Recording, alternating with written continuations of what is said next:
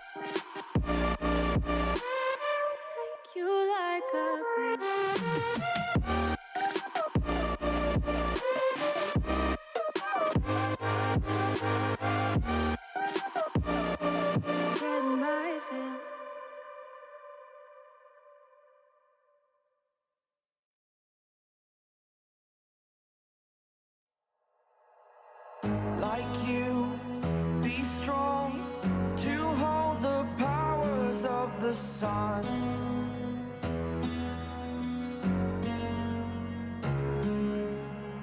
To dream, believe in strength. Now I'm the only one, only one.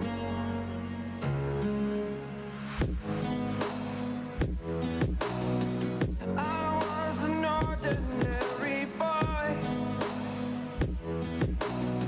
until I broke the rules, my life destroyed. A life destroyed. Until I walk awake, scream my mind, I shout, the ground shakes. How much can I take? My mind will break. Will it break? Can I take? Can I be your superhero? Superhero.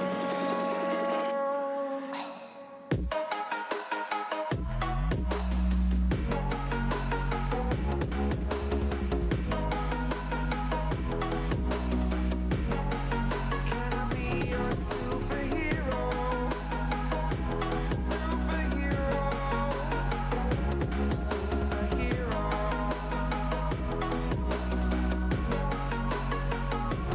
Superhero.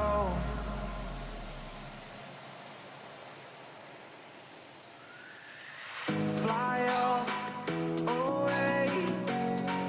It's the first time of today. Today. To dream, believe. You are the strength, you're all I need.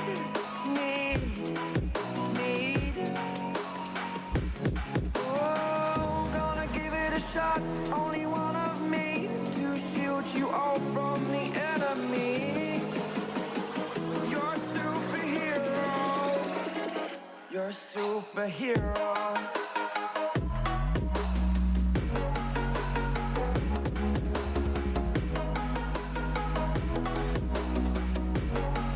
Can I be your superhero? Superhero. Superhero. Superhero. Can I be your superhero?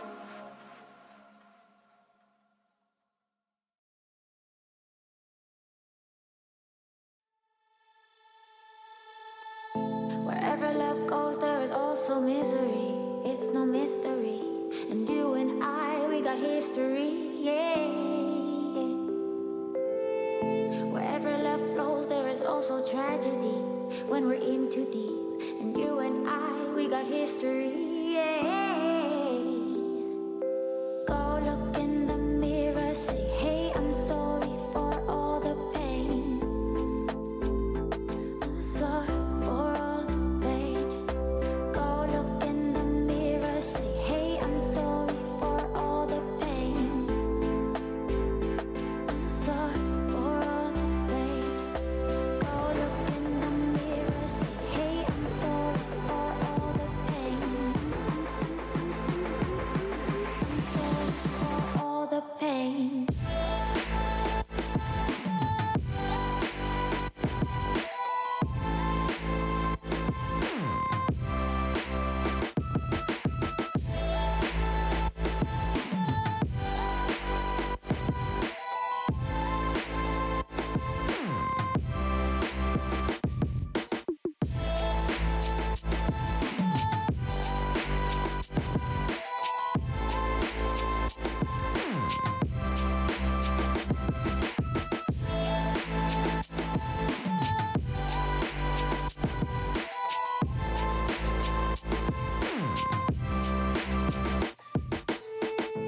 My love, it grows with the memories like a symphony. And you and I, we got history, yeah. And when you're alone, do you say my name or you say her name? Yeah. My love, it grows with the memories like a symphony. And you and I, we got history, yeah. Wherever love goes, there is also tragedy when we're in too deep. And you and I, we got history, yeah.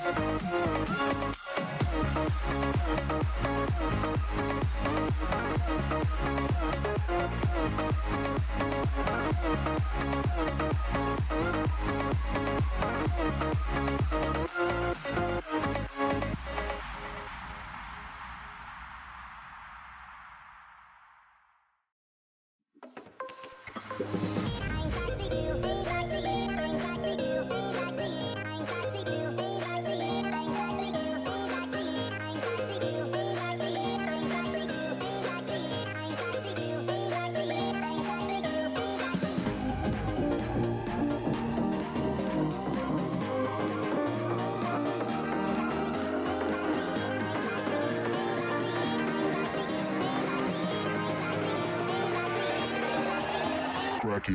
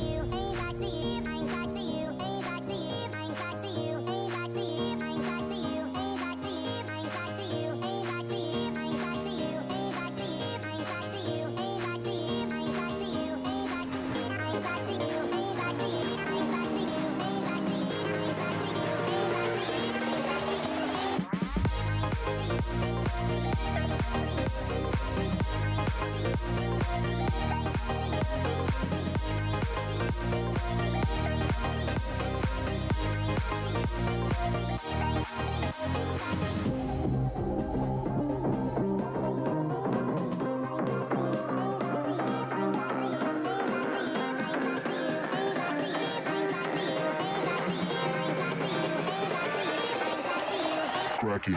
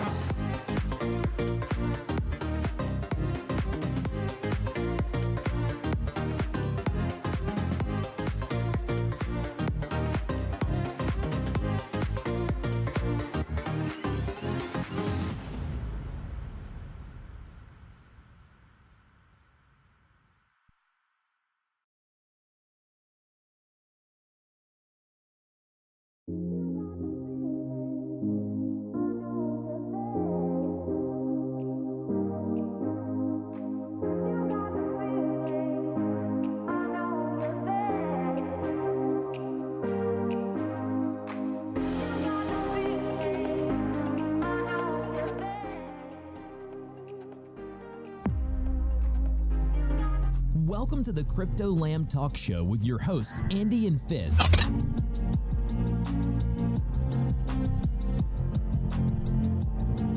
Be sure to follow and check us out on Twitter.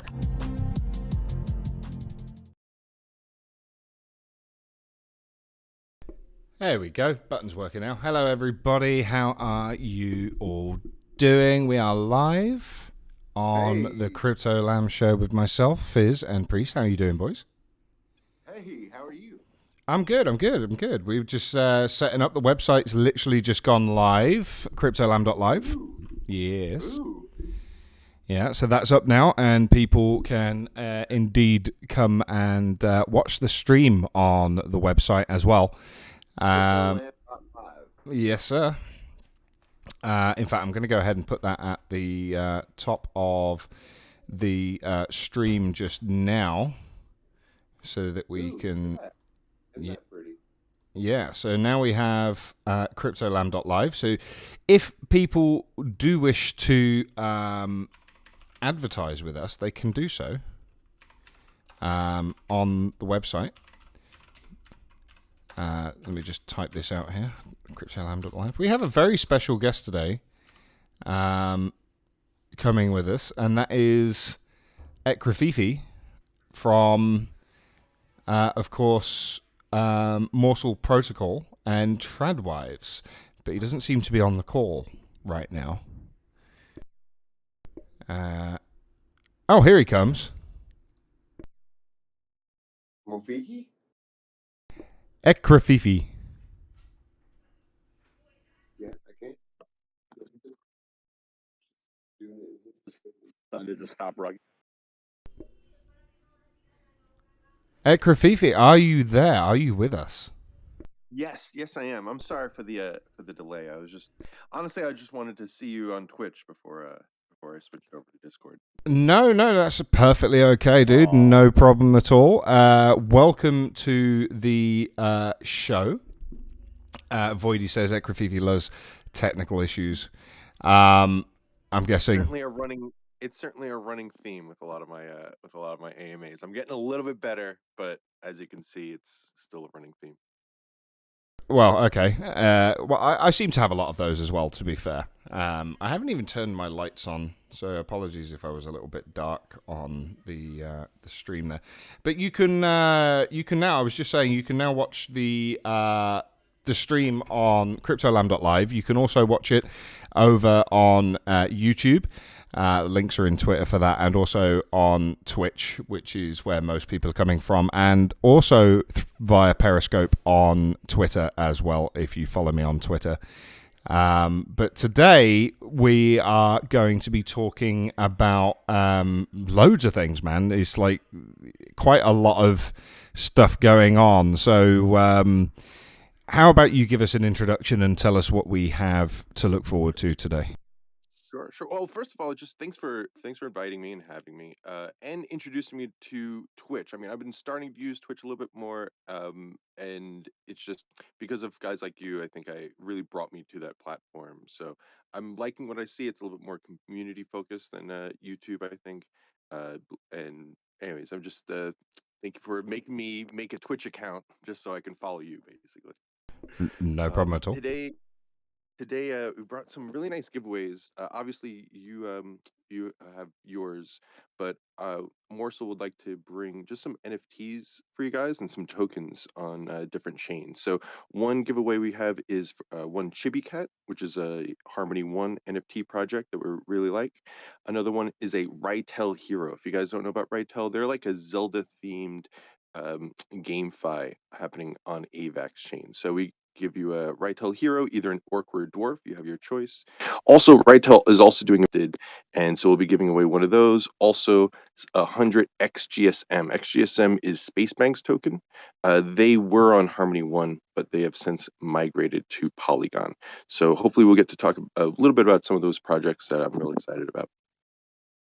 Awesome. Sorry, we had a little bit of a technical issue there. The volume was a little bit too low, so I've increased the gain now, so it should be okay. Okay. Yeah, perfect. We are doing multiple giveaways today, as you mentioned. I'm giving away $100 worth of Bitcoin, and that is going to be split up into 3 prizes: one prize of $50 and 2 prizes of $25 each. And that is going to be in Bitcoin because I can't be bothered to mess around with bridges. There is no other reason. In fact, yeah.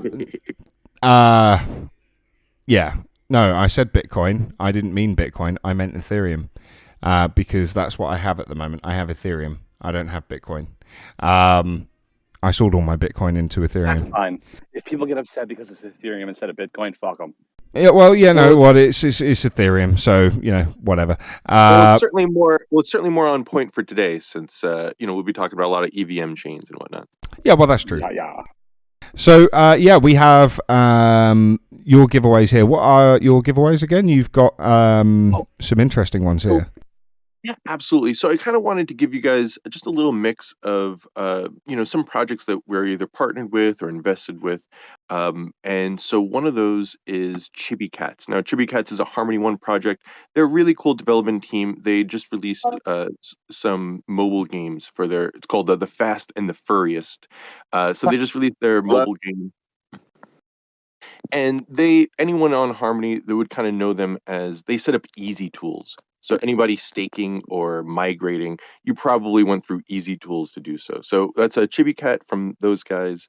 And then we have a few Rightel assets. Now, Rightel, for those of you who don't know, they are on AVAX. They're kind of like if you got paid for playing Zelda, is kind of how I describe it. They're a really cool fantasy game that has a lot of great assets that they built up, especially a pool that just went live again. So we have a hero from them. You have your choice of either an orc or a dwarf. Also, they just did their 100 halfling campfire mint. So one of 100 tokens, one of 100 NFTs from that halfling mint. And then on top of that, we have 100 XGSM. XGSM is Space Bank's token. They were a Harmony One project, but they have since migrated to Polygon. So hopefully we can talk a little bit about some of these projects, just because I'm real excited about them. And they're kind of give you a different stages of what's going on Harmony One and elsewhere, I think. Okay, so we've got some epic giveaways to be done, and I think we should probably get started on that. Whilst we're doing the show, what we will do is, what do you want to give away first? And we will start a raffle. I think a raffle will be the easiest way to go. So what would you like to put up as the prize first? Let's do the one of 100 halfling campfire NFTs. There's only 100 of them. We'll start with that one and then work up to the hero.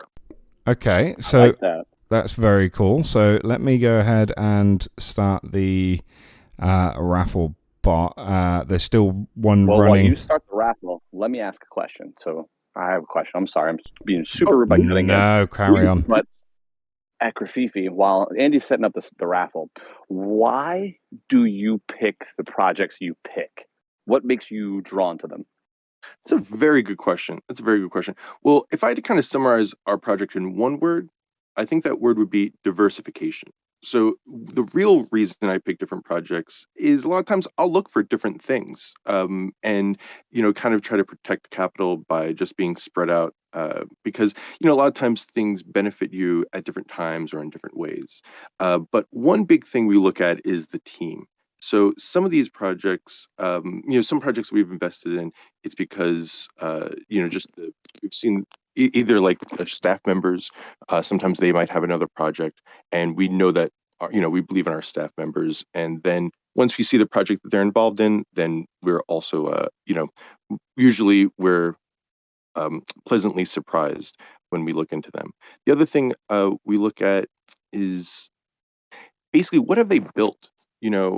With Rightel and Space Bank, one thing I really value about both of them is, a lot of people can talk, a lot of people can sell NFTs, but when I see, I guess, what a value investor would look for, where basically they're a development team that has built something that's impressive. Now, I don't pretend to be a tech guy, but I do know that it's hard to build anything. So with a project like, let's say, Rightel, they didn't just build, they didn't just sell NFTs. They have a game that's up. They have staking that's up. They have their own pool. You could trade. So when I came to Rightel, they had kind of already distributed a lot of their Ratty token. Their pool was closing, but I could just see that there was a lot of work that was done here. I know that it's difficult to build anything, but especially a pool or anything where you're trading coins for other coins, it's just kind of specializes them, makes them different than just your run-of-the-mill GameFi. Same goes for like Space Bank. Space Bank, it's like they set up their own minting on Harmony One, which is difficult, a little bit more difficult, a lot more difficult than going through Campfire or some of these others. So they set up their own minting. Then they migrated from Harmony One to Polygon. They set up their own minting on Polygon. Then they set up staking on Polygon. So their token was a Polygon token now. And all that's set up, and they're doing other stuff that I know about just in the background of, just regular game development stuff that they promised earlier. So when I see stuff like that, and a team of people that treat their staff well and seem to be in it for the long run, I feel, a little bit more confident. Like, or Chibi Cats. Chibi Cats is a stable team of small people. I know this is a long answer, but they're just like, I've seen them build easy tools. So, and their burn rate doesn't seem to be too high. So they seem pretty stable, like they can stick it out through a bear market. And unlike just your run-of-the-mill NFT project, you can kind of see the work that went into them having to actually build something that people can use. Thank you for such a good answer. Really good answer. Love that. Thank you for that. So the raffle has just begun in the chat now, in Twitch chat. You need to be following to be able to enter. You simply type in the Twitch chat !raffle. So can you maybe tell us a little bit more about Morsel and what it is? Absolutely. By the way, it's really great to be here. I feel like a ballet dancer. You got to be on your toes when you come on Crypto Lamb. But Thank you. We appreciate that. That's actually absolutely good feedback. Absolutely. I'm a big fan of like Sunday shows. I don't know if you're like McLaughlin Group back in the day, but I might be dating myself. But anyways, I'm a big fan of like Meet the Press if it's Sunday, Meet the Press and everything. But anyways, I'm just happy to be here. So yeah, as I said earlier, Morsel Protocol is really about diversification. Ace Sedai and I have invested in crypto for a while now. I mean, we've went through mining, we've gone through master nodes, and a bunch of different things. And one thing I was always really impressed with his ability to do very sophisticated cryptocurrency trades, things that might be very commonplace to a lot of your audience, but to a layman like me. I was just always impressed with liquidity pairs, and he would, just try to explain all these very kind of sophisticated things that maybe your average crypto investor wouldn't even be bothering with. So, one other thing that we would always benefit from is just diversification. I mean, there were some times when the large caps would go down, and that it was only because we had, invested in some of these more speculative plays that those had kind of made our whole portfolio equal, stay even under tumultuous times. So between those two things, we just wanted to make a project that delivered that to the average investor, the average cryptocurrency investor. The problem is that diversification, while a wonderful thing, is not very sexy. And so a lot of these cryptocurrencies tried to kind of pitch diversification as being something that's really, really sexy or like that. And we really went a different route. So we developed Tradwife NFTs. Tradwife, basically traditional wife. In part because we think, the traditional women who stay at home and take care of their husbands, that's kind of been a group of people somewhat maligned, and you don't really see, wonderful representations of that in general anymore. But the other reason we chose that aesthetic is the idea that it's very difficult to make big, what we call alpha gains, just some windfall profit. And a lot of males who are invested in crypto, that's more what they're focused on. However, once you make those alpha gains, as we've seen with the recent bear market, it's really important to be able to just kind of park that somewhere, and as Tradwives and Morsel Protocol, we want to be the place where when you make an alpha gain, you can rest your alpha gains here, and we will give you beta returns that are safe, not as aggressive as your windfall profits, but stable and reliable. And so that's basically the Tradwife NFT concept. We also will have Lumberjacks, which will launch on AVAX. And so the idea being that Tradwives on Harmony will be able to kind of cross-chain breed with Lumberjacks on AVAX, and that their baby NFTs will then be on a third chain, which we have not decided yet. And that's basically, That's we want amazing. to offer almost like. Oh, thank you so much. No, that's really cool. I don't think I've actually, unless I'm wrong, unless the guys can correct me, of course, I don't think I've ever actually heard of cross-chain cross-chain NFT breeding like that. Is there something like that in existence, and I'm just not aware of it? Not that I know of. Not No, that I know that's of. completely original. That's an amazing idea. Like, I mean, sorry to kind of take you off Oh, guard a little absolutely. bit, but like, how difficult of a process is that? Because obviously, there's going to be contracts involved, and a lot of other complicated programming and things. Like, how Sure, difficult was sure. that to achieve? Sure, sure. Well, I would say that this is probably the best thing that we have going for us is the idea. I mean, you can see our current website just on Harmony One that we're hosting ourselves, and it's bare bones, but we're hosting it ourselves. And so one thing that we've been able to kind of leverage is Asadai and his other connections have been able to do really premier type development work with a lean budget and a small development team. And so, you can kind of just see, even though it's just a, single mint, just the fact that we minted on Harmony One, that we did it on a timely manner when we said we were going to, and that it's been stable this whole time. We've also had a good mix, no one's been able to snipe anything. So, as far as to answer your question, though, it really is more of a matter of doing the same job 3 times instead of just once, if that makes any sense. Because it would probably be not that much more difficult than having 3 separate mints on 3 separate chains, but happening just kind of at the same time. So we've already done one on Harmony. When we launch our lumberjacks on AVAX, that would kind of be a good test run to see if there's any problems when we launch there. But we've developed a lot of really good relationships. I mean, one thing that kind of helped us launch on Harmony, whenever we would reach any technical difficulties, is just these other projects and these other development teams just offering support for nothing in return, just to kind of put us over some difficult speed bumps and stuff. But yeah, I mean, I think it's definitely a challenge, but basically what we're selling to you guys is the ability to kind of do pretty impressive development work without having a robust overhead, so we can stick around. Very cool. So it's looking very cool. So it's definitely a big ecosystem to be a part of. I am slightly biased, but when you were talking about the baby NFTs, I was just thinking Syscoin. But I am biased to the Syscoin ecosystem. But definitely check it out. It's an EVM based chain. So I promise I'll definitely check that out. So the next part of that is obviously you're going to have tokens that interact with each other. So tell us about Morsel and everything else that kind of goes hand in hand with that. Absolutely, absolutely. Well, yeah. So there's Morsel, One Byte, and Wifely Internet Money.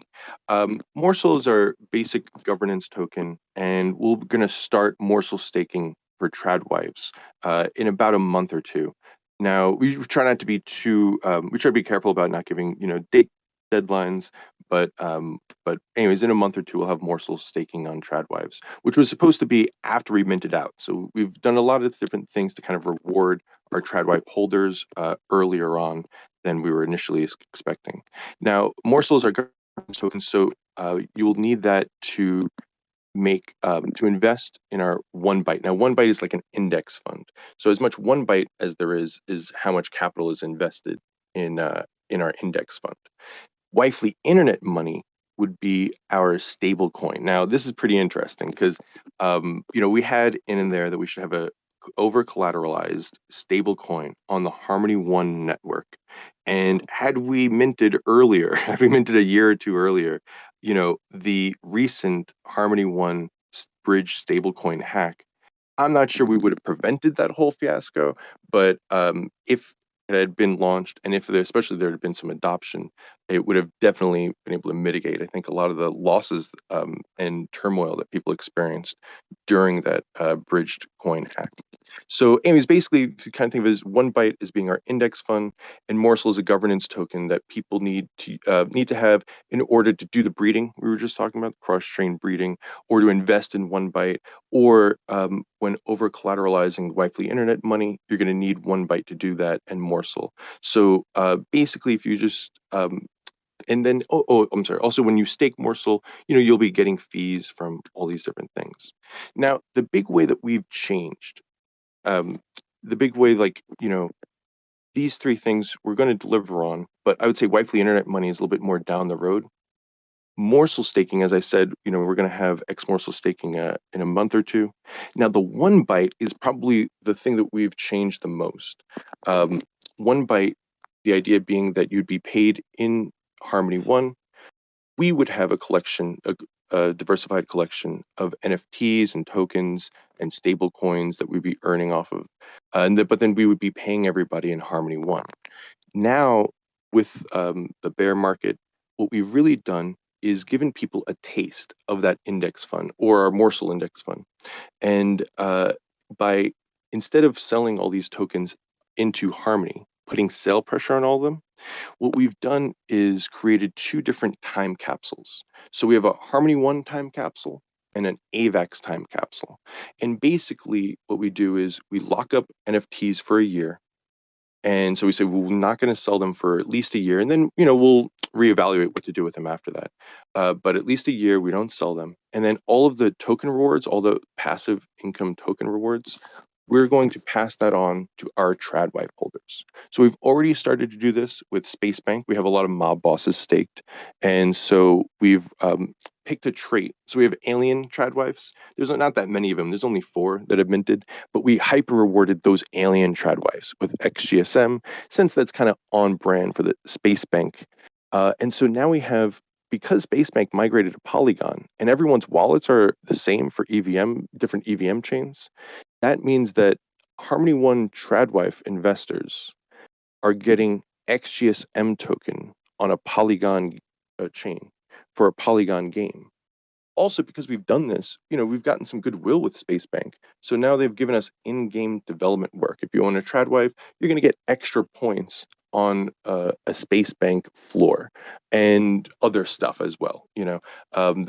Because we're not only invested in these projects during these difficult times, now we can offer not only the token rewards to our people, but we can offer to these projects the fact that we're able to introduce new people to their ecosystems. So when people get XGSM, as an example, airdrop to them, well, they're going to have questions. What is this? What do I do with it? Where do I go with it? What chain is it on? And so as we answer all those questions, that'll be something that we can provide all these other projects as we try to leverage development work from them. Sorry, were you finished talking there? Did you break No, up? I'm sorry. I figured I break so you can, Oh no, sorry. I was waiting for you to carry on talking. Sure. Sure. I don't want to completely take over your show. No, you know what I mean? Do. Please do. You're here to talk about what you do, and you're doing it so eloquently. So thank you. But it's such an ambitious project. It's a lot to get your head around. In one podcast. So just remember, guys, you can watch this back on YouTube and indeed at cryptoland.live as well.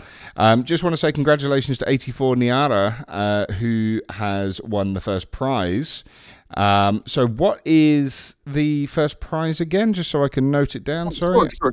So Rytel just did a 100x mint. They've been doing a series of them for their different characters. So this is a 1 out of 100 halfling. Halfling's one of their characters.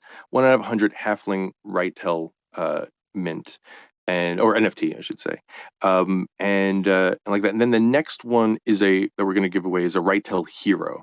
So that you actually use in the game and will earn you Ratty token and all that. But this is just a 1 out of 100 promotional thing they did, and it's a halfling 1 out of 100 Rytel mint. Okay, so 84 Niara has won the Rytel Halfling NFT, and we will start the next giveaway now and carry on with the AMA. Don't forget, guys, if anybody has any questions in chat, let us know so that we can obviously put those to Ekrafiki. So if you have any questions about TradWives, about Morsel Protocol, about anything else that we talk, please let us know. Priest Fizz, do you guys have anything that you want to go and put forward? So my question for you, Ekrififi, is when you look at your team, because you have so many different things to be focusing on, how do you make sure things get done in from your leadership position, right? Like, I'm sure you have to empower people to do things, but what is your style for making sure that things stay on track? Because, you were very proud of the fact that your minting was within the schedule that you announced it would be. So my thought process is, we know a lot of people within the Harmony community of like looking to try to find like good leadership, and it seems like you've been displaying it. So if you could just describe how you've been able to do that, I would be appreciative. Wow. I mean, that is just such a great compliment that I really appreciate. Um, I guess a few things are, I mean, certainly the biggest struggle is trying to look at the people that you have working for you, what they're good at, and trying to use them and use their skills to the best of their ability. A lot of times, I mean, with my amazing staff, I feel like I'm not doing that enough. I'm not thinking of what they could be doing enough. But if that makes any sense, like it's different pistons in an engine, and if you can get them all working together, then they're more powerful together than they could ever be apart from each other. So that's the big struggle. The way I really go about it is that I'm not a leader. I'm ignorant. I don't know what I'm doing, and I really need their help. Otherwise, everyone's going to find that out. So I ask a lot of questions. Anything that, I really try to value any of their insight, because if their insight wasn't worth valuing, then why are they working with us? Why do it's because of that insight and those opinions that I really care about. So one thing I've done is, it can be overwhelming when you're getting really good advice from smart people if you just have other stuff going on. So one thing I did start to do is have every member of our staff create a top 10 things, just suggestions, top 10 suggestions. And that way it's like I can, they can prioritize what their ideas are too, because they have a number one spot. And, and then I can kind of see what's on everyone's mind. And people really appreciate, even if you don't, it's not like, you have to do everything that they say, but people really appreciate, especially because they've had bad experiences in the past, just their opinion and their insight being valued in such a way. The other thing I really try to do is just give credit along the way. A lot of stuff kind of happens. The one big issue that with even the best of development teams is like development and then telling everyone what you are developing. And some people are really good at one and not so good at the other. So with us, we try to any task or any contribution, we really try to telegraph it to everyone, because really, why not? For one thing, it doesn't really cost us anything, and and it really just lets it lets other people know how talented our staff is, and it also lets them know that we see that and we appreciate it. So I guess those are two things that we kind of try to do. That's I really I awesome. appreciate that. And for those people who don't understand what he was explaining, that is called servant leadership. So Yeah. if you hear like JCR mentions leadership in Twitter Spaces or things like that, that is what we're referring to. Twitter servant leadership is where you recognize that your team is more important than you are as a leader, and you do everything in your power to support them and make them feel empowered to help them. Because without them, you're not able to do anything. And so I really appreciate when people say these like concepts that you learn that are really valuable to organizations, and they don't necessarily use those words, but they describe exactly what you're talking about, and I appreciate that. So thank you so much, man. Oh, thank you. And yeah, I mean, really, it's a matter of two that people are good at different things. I mean, you heard Voidy before talk about my history of technical difficulties, and he's not lying. So it's like I can be on here with you guys, but without their help, I wouldn't be on here with you guys, if that makes any sense. No, I mean that's Oh, absolutely cool. 100%. You've obviously got a fantastic team behind you, because it's all of your guys that are in the Twitch chat right now are all mirroring the same thing, that you're awesome, that you've got the best team, and so on and so forth. So it really shows that having that ethic and that way of working is it's the best way. Supporting the people that are around you to do their jobs. And yeah, just exactly as Pre said, I don't want to repeat everything he said, but you're doing a fantastic job in that respect. I've got to know, where did the name come from? Oh, for Morsel or for Tradwives? No, I'm talking about for Ekrififi. Absolutely, absolutely. Okay, well, EK, I'll semi-dox myself right now. EK is initials. All right, so you can figure that out. EK is initials. As far as Rafifi goes, all right, as a confession, I was a big film nerd in high school. I probably watched a lot more foreign films than, I should have been either studying or going on dates, but instead I was not doing either, and I'd been watching a lot of foreign films and stuff. So, We, my okay, favorite. I'm sorry. we can all connect with that. And so yeah, while I would be failing classes in high school, I would be learning about American film noir and how it influenced the French New Wave and stuff like that. So this movie Rafifi is a film from the 50s. It was made by this director who got excommunicated because he was a communist, and he had to move first to Italy, and then they messed with his career there, so he had to move to France, and he made this super super low budget heist film. And a half hour in the middle of it is a jewelry heist without any music and without any words of dialogue, and it's the most captivating, on the edge of my seat I've ever been, is watching silence where two guys few guys don't talk to each other and steal some diamonds. It's definitely check it out. It's called Rafifi. It's in the Criterion Collection, and I know it's an old French film, but if you can wrap your brain around those two things and that you probably normally don't watch them, Rafifi is definitely one to check out. It obviously left an impression on me, and that's where the icon is. That's a French actor from that movie. And That's awesome. Yeah, thanks. You got it. I have to ask a question because I spent a lot of time doing film nerd stuff in college because it was more fun to have a communications minor than it was to just do economic stuff. Have you seen Lifeboat by Hitchcock? I absolutely have seen Lifeboat from Hitchcock, and I'll give you a little piece of trivia about Lifeboat from Hitchcock. Is as any Hitchcock fan would know, after a certain point in his movies, he started to make cameos in his films. So one thing that's kind of fun to watch any Hitchcock film is to see, like, well, wait for the cameo. How is he going to work in the cameo? For Lifeboat, the whole movie takes place on a boat, kind of similar to he did a movie called The Rope, where it's all one shot in one room. Anyways, everyone's stuck on this boat, and so the question is, how is Hitchcock going to get a cameo? Well, there's a newspaper, and a picture in a newspaper has Hitchcock in the newspaper. That's how he fit his cameo in the movie. Wow. Yes. I did know that, but I figured you'd be a huge film nerd and you would absolutely watch Lifeboat, because Lifeboat is probably one of the best movies that takes place in one spot ever.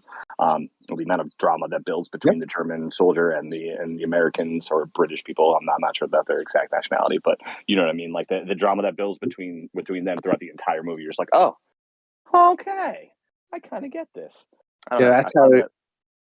That's how you make a movie. I mean, he's really good with one location. If you ever see either Dial M for Murder or The Rope, both those movies, it's all one place, but it doesn't feel like it's all one place.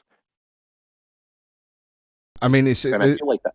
Go on. What I was going to say is I feel like that was the closest thing you can see on a movie screen to actually like a play. Because, right, like a play takes place in one spot, but they kind of change the background. But like in the movie, you kind of always change the background. But I think like the play on that was actually like really kind of interesting because you don't normally see those kind of like challenges attempted currently. He also, the sort of innovations that he came out with, a lot of his techniques and way of filmmaking are still used very much today. So the echoes kind of go outward, indefinitely. It's like one piece of trivia I know from Psycho is in the famous shower scene, the blood that they used was actually green because it worked better with the black and white film. Oh, interesting. Psycho's my favorite of all Hitchcock movies, just because for what I go for in a movie, it's like it starts out being one movie about certain people and then it just completely changes at one point, and I've never seen anything like that. He actually wouldn't let anyone in the theater if like after it started. So that's one reason you see a lot of lines for the Psycho when it came out was no one was allowed in, and even pregnant people. They one newspaper hired a pregnant woman to try to get into Psycho after it started, and they wouldn't let her in. Wow. Sorry, just changing the subject slightly. So, you gotta stay on your toes with you guys. It's sorry. like a ballet. It's a ballet with you. There's plies, and you got to stay on your toes. Yeah. Well, in fairness, dude, you wrote an entire thesis on what you wanted to talk about. So my goal is to make sure we don't cover any of those topics because I think that's more fun. Yeah, no, so the next topic is going to be religion, and then we're going to go on to politics. No, I'm joking. So the first winner of the Halfling NFT was, of course, 84 Niara, and then the second winner, which was the Rightel Hero. What was the Rightel Hero one? Well, actually, you guys can have a choice. We got to either get an orc or a dwarf for this one. And Rightel Heroes are really cool. That's what you need to earn Roddy token and play their game. So this is, this is like your only thing that you need to get into the Rightel ecosystem is what you're about to win right now. You could just go in, stake it, and play their game. Well, the winner's Watson 280 again. He wins something on every show, so whatever the crappiest one is, give him that. You got it. I mean, no, why? Watson's one of our best listeners, right? Like, he is here every single show, so I don't really care what he wins. Like, Watson, get at me, DM me, man. I want to give you some shit just for being awesome. Make sure you DM me on Discord though, not fucking Twitter, because I have too much Twitter shit going on right now. Join our Discord, Crypto Lamb Discord, and then come DM me, bro. I got you some shit for you. Congratulations, Watson 280, for winning that. Yeah, so how are people going to be able to obtain these prizes, by the way? Just hitting you up through Discord or something, or? See, the thing about that is, I gotta go. No. Yeah, you can hit me up on Twitter or join our Morsel Discord, whatever, Twitter or Morsel Discord. Fair enough. Okay, so yeah, Morsel Discord is where you're going to get that. We'll put the details. We'll have the details available if you need them, guys. But go ahead and join their Discord if you haven't done so already. In fact, I need to get the link. Could you provide the link in this Discord chat for us, and then I can put that out to everybody. I'm going to start giveaway number 3, and if you want, we can decide what that giveaway is at the end. So in 10 minutes' time. But for now, one of the things that I wanted to touch on, and it was a question that I was going to ask anyway, and then I'd noticed that you'd already put it in your, as Pre said, thesis. So, yeah, the controversy surrounding tradwives. I would imagine that there would have been an element of people calling you sexist potentially. Absolutely, that happened. Yeah. Absolutely, that happened. But I'll tell you one thing that's funny is that while that was happening, and I'm not going to pretend that it wasn't, a source of stress for some of our dev team more than others, I would say. I was always in favor of any controversy myself, but that's kind of more my personality. But when that was happening, that was the bull market, and we were minting out just fine during all the controversy. We were minting out better during when we were more controversial, I would say. So I welcome the controversy. I still do. It wasn't too many people. There was one specific person who was pretty active about it and kind of got other people on board, to care about it and stuff. We've definitely been called a lot of names. One thing that I thought was kind of interesting is it kind of revealed a lot of what I would consider to be sexism from the people calling us sexist, in that they didn't really seem to respect the idea that like women choose a traditional lifestyle, and that they might be somewhat offensive.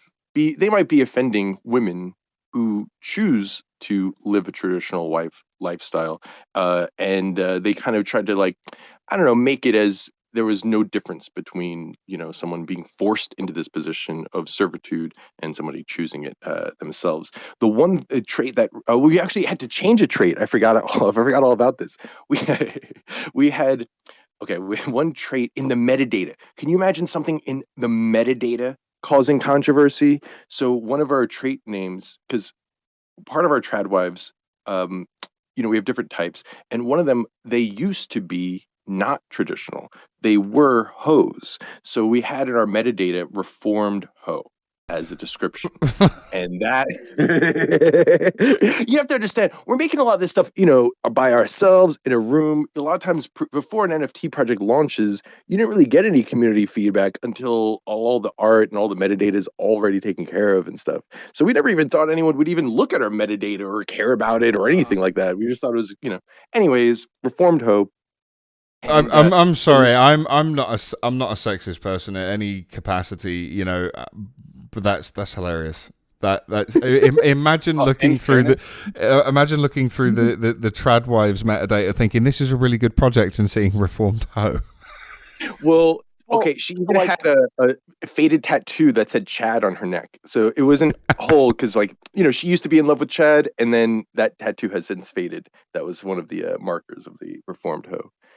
So, also, it kind of actually gives empowerment to women because they have the availability to choose to have been a hoe and then to choose to not be one afterwards, right? And there's no stigmatism. So, people being upset by that are just actually being upset because they feel as if they are being attacked and not the empowerment of women. And I kind of have to balance that line now because I have a daughter and I, said a bunch of dumb shit when I was younger, so I have to be accountable for the things I've said. So, I think that's kind of, people are digging way too hard into metadata to try to go for that. The other thing as well, I think that kind of encroaches a little bit on humor as well, and cancel culture and things like that as well. It's sometimes I say things that you could quite say, you can't say that. How dare you say that? And it's no, if it's funny, I'm going to say it. I'm not trying to insult a specific person or a group of people, but a joke's a joke. It's if you're, it's I've always been told, it's with my sister, for example, there's a difference between saying she is a bitch and saying she is being a bitch, right?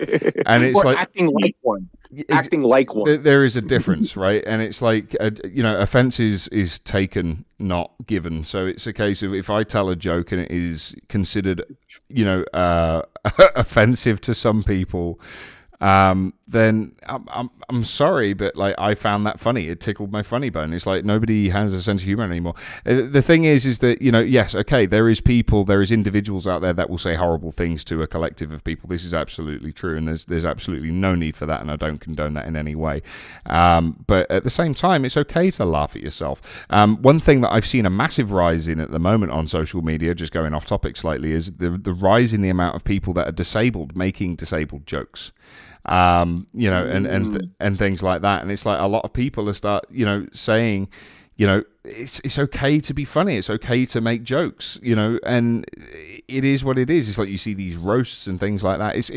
It's an interesting dynamic, and comedy's being filtered. I had a group of guys and we had a sick joke off the other day, but Watson just noticed that your white paper has a unique name. Oh, yes, absolutely. So it's our wife paper. Oh, just one big thing on the controversy, though. So we changed the Reformed Ho back to a trad wife. I'm sorry, to recently trad. So now it says recently trad in the metadata. We changed the metadata. Another controversy we had was, I don't know if you guys know Fatal Attraction? The movie Fatal Attraction with Michael Douglas and Glenn Close. I Will Not Be Ignored. No, I don't know if you know that movie or not, but anyways, a long time ago, I think. Anyways, we had a trad wife head on a platter because it was Fatal Attraction was fatal. The idea being that someone tried to sleep with her husband and that she served this head on a platter as as revenge for having done that. Anyways, that was another very controversial trait that we thought about changing, but we really just didn't because we like that movie, Fatal Attraction. I think it's a great film and some great acting going on in it. But also we had some investors who, they were trying to mint for that one because it was rare and they liked the artwork for it. Anyways, as far as a wife, so our white paper, we don't call our white paper, it's our wife paper.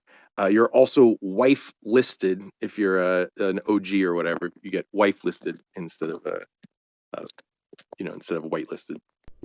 That's amazing. As long as there isn't any other crossing the line jokes getting thrown in at any point, they could kind of cross out. The funny thing is it's interesting when you're talking about the controversy, because you can see so many different things. Like, I could understand how people could, potentially get offended at the idea of having, the metadata in there that says, reformed home, and not understanding the context behind it.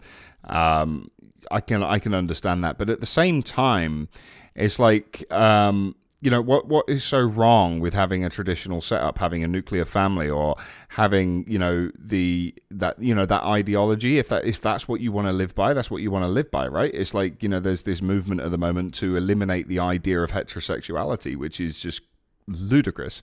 But it's I'm a trad wife. Right? No, I really am, right? No, I know you are. It's like, but that's the thing, it's normal, right? For a lot of people, it's been the norm for millennia in many countries. It's like, okay, there's new ideas and there's new ways of living for different people right now, and that's the way that suits them. That's the point. I don't see how people can get offended by that. I really don't. Even some of our items became controversial. Like, we have some of the traits. You could have a broom or vacuum cleaner, and even these, even those just household utensils became somewhat controversial. But Can you get a pearl necklace? That means something else in my circles. I was not expecting that question. Like June Cleaver from the fucking 50s, right? Like, I was not expecting that question. Yes, I think that, there definitely is of 1950s. That was another thing. Like, even the 1950s was controversial too, because we got set up for a Twitter AMA, and we kind of got like a firing squad of, like, I don't know, it seemed like 20 people, but I think it was only about 7 or something. But a firing squad of people very, very upset about anything and everything. And one of the things they were upset about was that she had a broom or a vacuum cleaner. Cleaning utensils, I guess, was like considered to be demeaning, I guess, or something. I don't know, but that's kind of the point of the collection in the first place, is that a lot this group has been maligned, and often when they are depicted, they're viewed without even having any free will or volition, as if they're like forced into some marriage that they're unhappy in, and you don't really ever see a flip side of that. Do you have women in your team? We have so Ace Adai's wife is part of our team. She really set up a lot of our Discord, and even during AMAs and stuff, she's really vital in just kind of coordinating everything, and it's even handling our music and stuff. So Jolie Narn is Ace Adai's wife, and she's a part of a core team. And then also we have some investors. We have a special channel. What is it called? I can't think of it. I'm sorry, I can't think of it off the top of my head. But we have a special channel for female trad wife holders, and one of them is Shantastic. I don't know if you know Shantastic, but she's from Knights and Peasants. Yep. And yeah. So she was an early investor of ours, and she's just been real supportive. And she's in that special channel that I can't think of the name of right now. No, that's okay, because actually, while you were talking, I was wondering if Shantastic was actually an investor, because she like introduced herself into a Discord the other day as "What's up, besticles?" And I'm just like, you know what? I think I fuck with Shantastic. I think I love that sense of humor. She was especially important for us when we were more controversial during the bull market. She was really great, just having our back and just kind of being a voice of reason. A lot of times we kind of started to doubt ourselves because it's easy to, and she was really great in a lot of different ways, but that was certainly one of them. We can kind of she really spoke up for us during that time. That's awesome. Yeah, Shantastic's great. Always been somebody that I personally have always kind of looked up to in this space that we're in. Yeah, she's definitely keeping Knights and Peasants project alive, I think. I mean, she's very active on their Discord and elsewhere. So, sorry to interject. The third raffle has now ended. I'm going to reduce the timer to 5 minutes from 10 minutes, just so we can get all of these prizes out of the way. We didn't decide on a prize for the... let's do a Chibi Cat. You want to do a Chibi Cat? Let's do a Chibi Cat. Yeah, I'd like to talk about them a little bit. Just just that they're a really cool dev team. I think they're in India, and we have like 3 of our members are OG members there, and anybody kind of knows about Harmony One. I know Priest certainly knows about Easy Tools. They're basically used for both the migration and for staking of Harmony projects. There's a bunch of different quality projects that all use Easy Tools.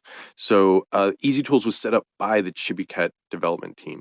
They are doing a like metaverse type of game dev long term, but in the short term they just released a mobile game called The Fast and the Furriest, which I got to play a little bit of. I'm not very good at it, but I'm still impressed with their mobile game. And they are a project that, with the bear market, with the stablecoin breach, they're a project that, for the least the time being, are staying on Harmony One. They might migrate to Polygon, they might migrate to Aurora, but just the way they're set up is they can continue their development work regardless of what's going on their level 1 chain. So Chibi Cat, congratulations to the winner. That's another project. That was Slash.Peon that won the Chibi Cat, so congrats, dude. Thank you, Slapdot. Appreciate you for Mavax. Just hit up our Morsel Discord, open a ticket, and I'll get that to you when I feel like it. Yeah, as soon as I get the link. In fact, Sir Rugless, can you pass me the link for the Morsel Discord so I can get that out to everybody? Or even what I might actually do is I might actually make Rugless a moderator at some point so he can do these things for me. I brought some Rugless insults if you guys wanted. I don't know if you want to do that later or not. Oh, no, please do. Let's hear some. That sounds all right. All right. Well, we had a competition. We gave away a Cloud Head and we gave away another Right Tail Hero. And the winners were one. Okay. I was going to invite Sir Rugless to a new project and then thought doing meth was a better idea. That person won. And then the other, one runner-up was Killaby. He said, Sir Rugless is more disappointing than an unsalted pretzel. I'm not insulting you. I'm describing you. And the winner was Rob's Dangerously Degen, and his was Oh My Llama. Sir Rugless looks like Ben Shapiro had a baby with Glenn Quagmire. Giggity giggity. Oh shit. That's so Shots fucked up. fired. This is Shots actually fired. really true. Shots fired. Oh, bro. Wow. That's great. Yeah. Rob. I mean, he really is. I mean, for those who are listening and you don't know who Sir Rugless is, he is one of the individuals that is just terminally in every single project in crypto. He is everywhere. He probably even works for BitBoy, but he is essentially the Nardwuar of crypto as well, I think would be another way of describing him.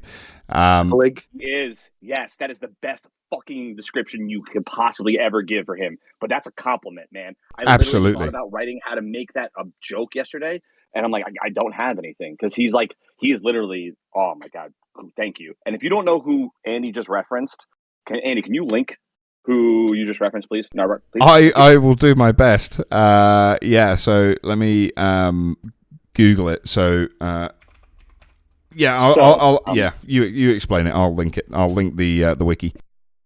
So Andy is going to link one of the single greatest interviewers in the entire world. And I mean this from a place of, you think of the best interviewer you've ever met in your entire life, and nobody is as good as the gentleman he's going to link.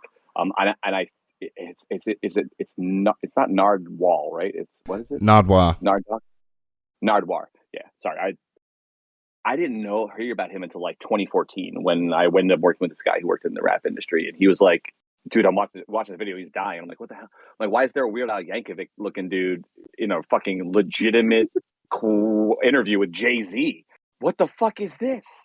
And he like literally brings things to people's attention that you've never even heard of before. Like if he was talking to me, he would have asked me a question about my second grade teacher, and he would have referred to like the fact that I moved at the end of second grade from one place in the world to another place in the world. And he would have been like, well, yeah, so when I was speaking with your second grade teacher, blah, blah, blah, blah, blah, what was it like for you to move from this area to this area? And it'd be like, wait, how the fuck do you know that? Like, I never told anybody that shit. What's your research? what 30-person research team do you have behind you? I mean, I've heard that the CIA contact Nardwar for information because it's like, honestly, the sort of things that he comes out with, the person that's being interviewed is usually in shock because there's no way that they could possibly know that information. That is an example of somebody who does their own fucking research, which is what every single one of you should do when we're talking about projects like we are today, Tradwives, Morsel Protocol, and so on. Do your own research. Head over to the website and look at the wife paper. It's tradwives.com. Awesome setup. So we're going to start the raffle now for, I think this is raffle number 4, possibly. I'm going to give away $25 worth of ETH. So that is going to be our next giveaway, $25 worth of ETH. Let's get this started right now. ! Raffle. So what more do we have to look forward to with the current bear market that is in effect right now? Tell us what you're doing about that. That really is the name of the game. I mean, and that's what everyone is kind of dealing with, is not only an overall bear market with the Luna compromise, but specifically all the Harmony One projects with their bridge stablecoin hack. It is night and day. I mean, if we were just minting out the way we were during a bull market, we would have been minted out already. And without all that much work. I mean, it was, we're doing a lot more marketing with during this bear market than we ever had to during the bull, when we were, minting out without necessarily even trying to. We were just kind of doing AMA and not have to push all that hard. So what we've done is somewhat different than maybe some other projects. So a lot of projects, I mean, some have just kind of hibernated, some are just kind of like somewhat dead. They might talk about migration, but there's no hard set plans to do so. They might have had a lot of assets that then got compromised with the hack. And so you definitely have a lot of those on Harmony, just kind of sticking around, have some community members around, and maybe they might get revived, but haven't yet. The other one is things like Space Bank, where they've already migrated to Polygon, and they're all set up there. We got the question of, not are you migrating, but when are you migrating, and when and to what chain? So our approach to that is, since we were always a multi-chain platform, we said that our lumberjacks would launch on AVAX.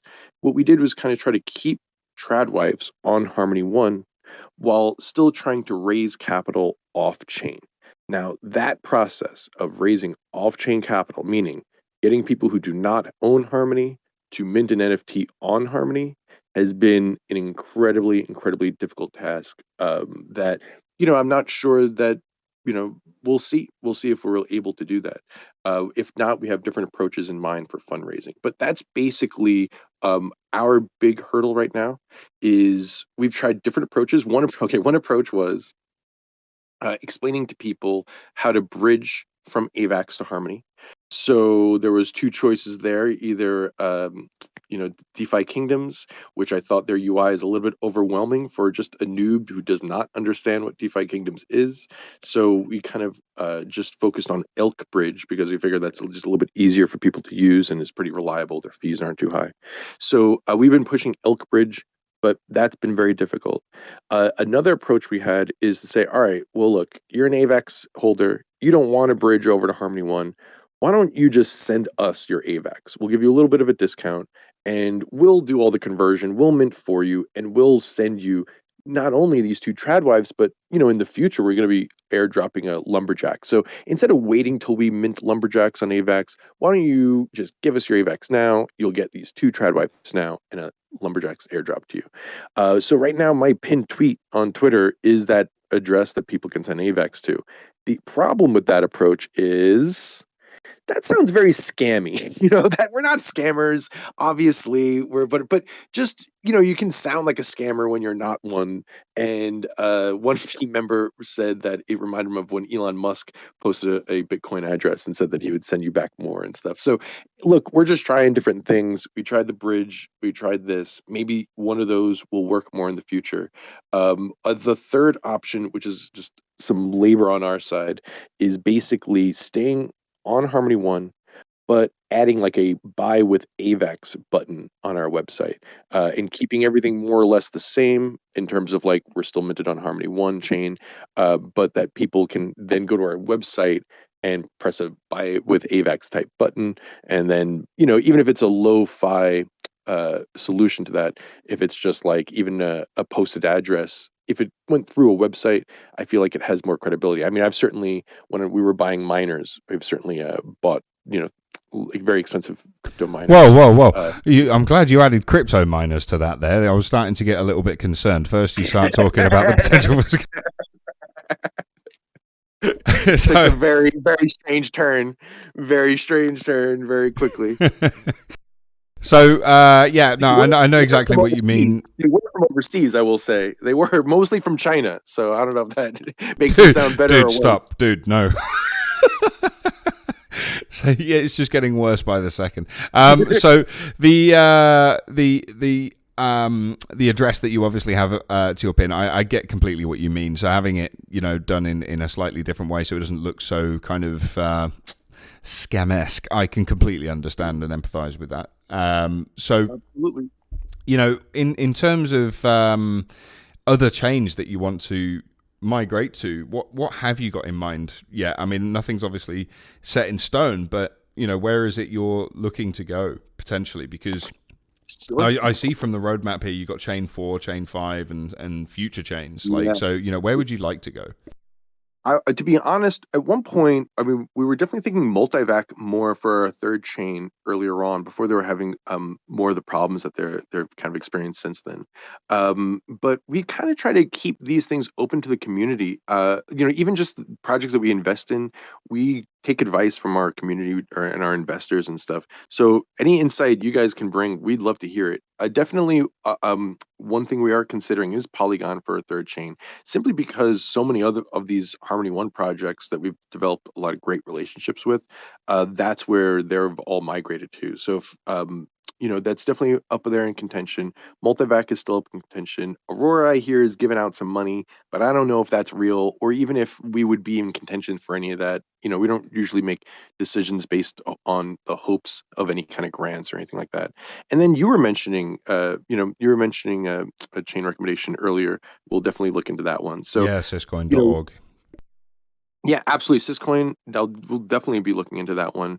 It's for our second chain. I think AVAX is a pretty good mix of being still early, but very well established, so that we won't experience, we shouldn't experience something similar to what we had with the bridge token hack on a Harmony One. But it's definitely a combination of, you want there to be liquidity there, but you also want to be kind of early enough, or somewhat small enough, so that, like, unlike if you just launched on Ethereum or something, it's very easy to kind of just get lost or not have an impact or any influence on that chain. Whereas one thing that's benefited us, even with all this turmoil, is that it has allowed us to make almost a windfall in credibility with these other projects that are on this chain. So those are just kind of be some of the considerations. Another one thing is obviously low fees, since we're going to be paying out a lot. We don't want, sometimes two fees can blow up as a chain explodes or gets more used, or gets higher in price. So definitely something that could not only have low fees but maintain low fees and be on an EVM chain. That's the other thing, is like, we like the idea that everyone's wallet address is the same. I think that is an asset that I don't know a lot of other projects using, the fact that everyone has these same addresses on these different chains. So we definitely like an EVM chain with low fees, where we can keep the address. That's absolutely awesome. Yeah, and again, they're all really good chains that you're picking up on, and it's as long as in terms of having, it's all about compatibility and scalability as well, isn't it? Keeping those fees low. So yeah, no, great choices. So the winner of the $25 worth of Ethereum is, of course, a GYZ88. Congratulations. You are going to have to contact me on Discord. If you're not in my Discord, I will give you in fact, it's just discord.com, and you can see in the bottom right-hand corner of this stream, it says 586 FSU PTCT, which is case sensitive. just go ahead and add that in there. If you need the link after, I'll sort it out with you. Not a problem. So, have we spoken about benefits of holding? Not nearly enough, as far as I'm concerned, sir. Okay, well, let's do it. All right. Well, the That's first a great answer. well, the first thing that is kind of like a surprise benefit that's different from what's promised in the white paper is we've started the time capsule token rewards. So we just started XGSM on Polygon. We're going to have X Dust from Chibi Cats launching on Harmony 1. We're going to be paying those out. So those are things that, just different token rewards from different ecosystems. Those are things that are definitely the shortest term that's already live, already happening. Stick with us to find out what drops next and all that. The second one is Morsel staking rewards. So Morsel token, 35% of it is going to go out to Tradwife holders, but since we're only a fifth of the way minted, we're not going to give out that entire 35% right now. I forget exactly how much, but I think it's 10%. So that's going to start in a month or two. And then later on, once we launch on AVAX, we'll be launching lumberjacks. So the Tradwives can then breed with the lumberjacks. Those lumberjacks, for every 2 Tradwives you hold, you're going to be airdropped 1 lumberjacks. So really all you need to do is kind of mint 2 Tradwives and just kind of let them be. You're going to get a lumberjacks airdrop to you, and then you're going to be able to breed with that lumberjacks just because you minted the 2 Tradwives. So you're going to get the lumberjacks plus the baby NFTs. And basically all these different NFTs are different ways that we are rewarding our Morsel investors, both with revenue from, let's say, an index fund, token rewards from our time capsule, and then also third-party benefits that we're able to negotiate because we're doing all of this, because we're distributing these other projects' tokens and saying nice things about them. We'll be able to kind of leverage those positions into in-game benefits for these other game projects. So Space Bank, I didn't develop Space Bank, but our investors will be able to reap not only the token rewards, but they'll also get extra points. They're going to have like a secret Tradwife floor that gives them extra points, among other things. With the Egoverse, we're working on them developing a special weapon for Tradwife holders. Even though Egoverse is on AVAX chain, the Tradwife holders will be able to reap benefits, and Lumberjack holders will be able to reap benefits. Lumberjacks holders will, in the future, receive a lot of the AVAX time capsule rewards. So right now we have AVAX assets, like we have vending machine assets, and those are producing tokens, or the underground assets that produce blood token. All those are right now going to our Tradwife holders. But later on, when we have Lumberjacks, we're going to move the AVAX time capsule rewards over to Lumberjacks. But it really won't matter, because as a Tradwife investor, you'll have both and like that. But with the breeding, with the baby breeding, I think we're also going to have baby shower gifts as well. And basically, all this is just third-party benefits, other projects. Everything that you're saying is just blowing my mind. Like, the baby shower gifts and all that kind of stuff. I was half expecting you to say that you're going to name the floor price the pelvic floor price. That is what it is now. What it is now, it is. What it is now, though. Pelvic floor. Yeah, right. That's it now. Do you mean the PF? Do you mean the PFP?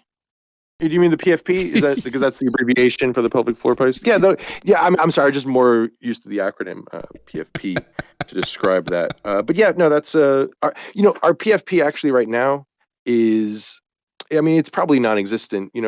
Like what's good about us is what's bad about us. Basically, we have a small group of investors who are diamond hands. So the secondary market, or the PFP, if you will, it's either non-existent or there might be one on there.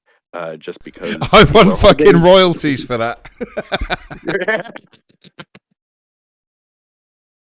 They go up and down. They go up and down. Oh wow, yeah, double entendre there. Much. Priest, I think you were going to say something. Please change the subject. Well, maybe. So let's say that you knew people who were really into Harmony, but like with recent stuff, maybe don't have that much liquid Harmony anymore. How does this AVAX for a Tradwife thing work, and how much does that cost, et cetera? Because I'm not saying I don't have any Harmony, but I'm heavily implying I know people who don't have any anymore who would probably Sure. be interested. Sure. Well, you can check out either my Twitter account or Morsel Discord. There will be a AVAX address that's like it's just our treasury, mid fund address, and the price is one AVAX for one trad wife, two AVAX for two trad wives.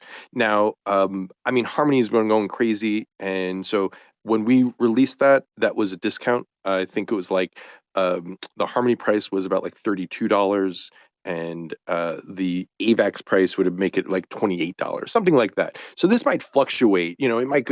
We don't control the prices of these two coins, but basically, just for simplicity purposes, AVAX, one AVAX for one trad wife, or two AVAX for two. And you should really do the two, because then you're going to get a lumberjacks later on. You won't have to worry about minting. It'll just be airdropped to you. And that you could either do my Twitter account pinned, or in our Morsel Discord. We also have it pinned there as well. And then you just open a ticket and we'll sort you all out. But you probably won't even have to open a ticket, because we have your address anyways. Awesome. Okay, cool. I appreciate that, because like I said, I definitely know, like, if like let's say maybe Harmony One Bagger might be interested, right? And he said yesterday he sold all of his shit. So I just want to make sure I know how to do that. Oh, for sure. And again, to be less what we would call janky, or less sus, we're going to add an AVAX button, or try to add an AVAX button to our Harmony One Mint, so that it's less me just posting an address. But that's just our temporary fix to that problem. It is your current solution to a problem that you need a permanent one for. It's okay, brother. I understand. You guys get it. Yeah, it's almost like we're reasonable adults who just kind of get angry about like things you should get angry about. I think, Priest, before you continue, mate, I think we need to have a quick water break. Oh yeah, that's actually what I was gonna say. God damn it, you took the words right out of my mouth. Yeah, so water break. All right, everyone in the Twitch audience, make sure you get some water. It's really important to stay hydrated. We're gonna take a couple seconds here to make sure we, wet our whistles here, and we can give good, succinct answers to questions you don't ask.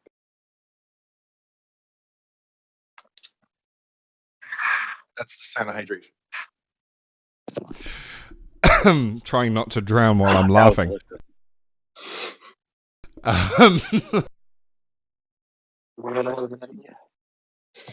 Dude, it's all good. I feel refreshed, man. Water breaks are so necessary. Refreshed as fuck. I need acclimatization classes for coaching, because where I coach, it's always over 100 degrees when you do your summer workouts. So like you have to kind of understand when you can't do things and when you can and can't. So I've always built water breaks into my practices, and I think we should start building water breaks into the podcast. I think we should start working on that, and then maybe we should find sponsors for the water breaks. That's my suggestion.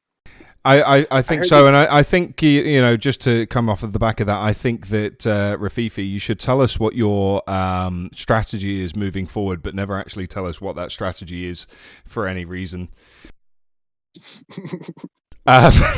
Right. So we have a winner, by the way, of the last raffle giveaway, which was 35 Genre. And 35 Genre has also been a massive cheerleader of the Crypto Lamb show since the very beginning. Absolute legend. Thank you, dude. So we're giving back to you. What are we going to give him? So we've got a few prizes, but I believe you've got one left to give away, Rafifi. Absolutely. I got some XGSM token, 100 XGSM. We are just starting to airdrop this to our TradWipe holders, so I figured I'd give your audience a little taste of it. This is Space Bank's token. So they're a Polygon token. They migrated from Harmony, and they have some really cool stuff going on. Mainly, aside from their game, they have an escrow that they're working on. And I can't really reveal too much, but they have an event with us at the end of the month, 31st, on Morsel Discord, and you can hear some really great updates coming from them. Absolutely awesome. So 35 Genre, congratulations. You have won 100 XGSM tokens. And I'm going to start. We've got two more prizes to give away, and those are one prize of $25 and then the final prize of $50 to give away. So I'm going to complete these now. So the next one is for $25. Giveaway started now! Raffle.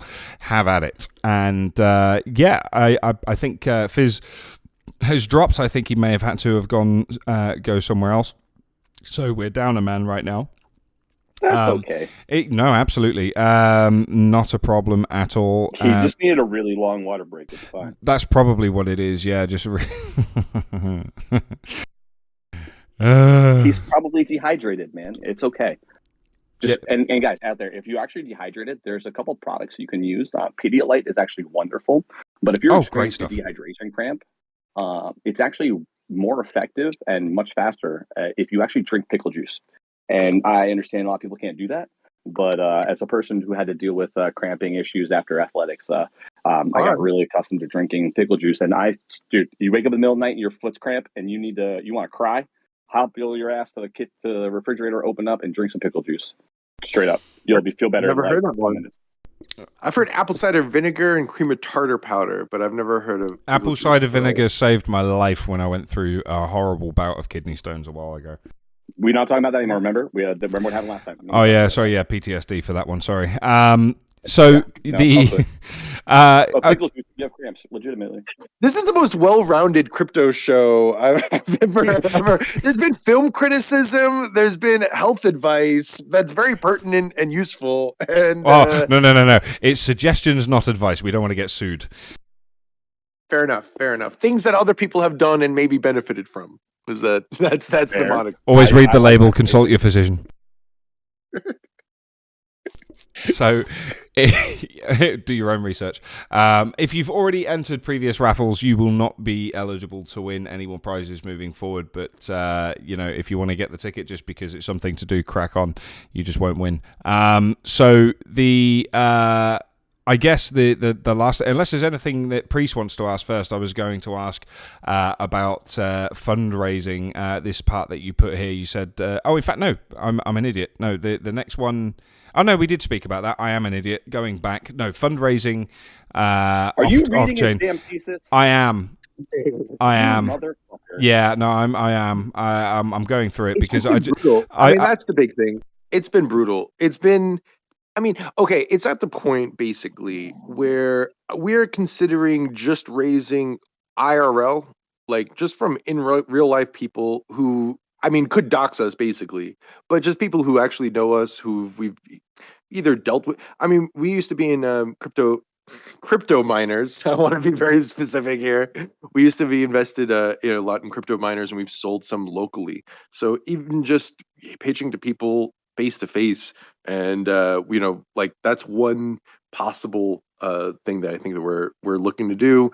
Regardless, even if it did pick up, I think that might be a good solution. And it would also create a different type of investment community where, like I said, diamond handed, where those people, it's possible to even get capital from people who wouldn't even know how to sell an NFT. If they wanted to, if they're newbies to cryptocurrency and they own an NFT on their wallet, they're pretty likely to not sell it if they if they're like less familiar with the sophisticated NFT trade or NFT key app. Okay, so I have a question here. Did I hear correctly that you have your own personal miners that you're running, and you're probably trying to use that to for capital? Well, we have in the past. We kind of got out of the mining. We might get a little bit more into it if in the future, if it's like, if there's a reason for us. I think it could be a type of passive income we could, provide to future investors, but that's just an idea, whatever. Basically, that's how we got our startup capital for this project. Aitzadai and I were in business, and then we kind of started to get into mining, and we used whatever we got from that, put it into just regular kind of LP investing or master nodes before that, and then use that capital, use some NFTs that we picked up on Harmony Chain just as investments, and started to kind of use those giveaways for our own project. So the mining really was, we got in it, and but then it becomes, you want to try to sell your miners as they start to lose profitability. Correct. So just having to do that, it forced us to kind of make a lot of relationships with people who are invested in crypto. It's weird. I had a similar conversation with somebody when I worked in the prison service.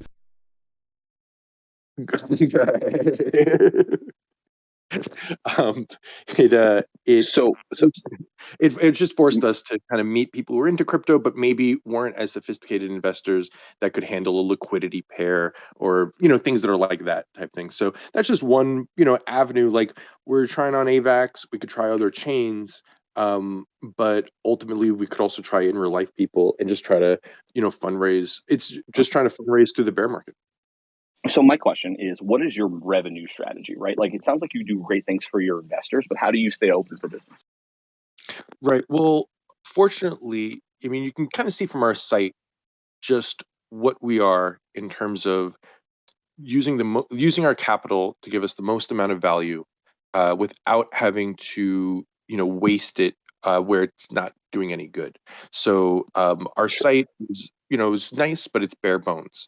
Our team is great, but we're not our burn rate intentionally from the beginning is low, so that all these giveaways, none of this has been from our revenue. All our giveaways we've done, and we've done giveaways this whole month, and we're going to continue to do them.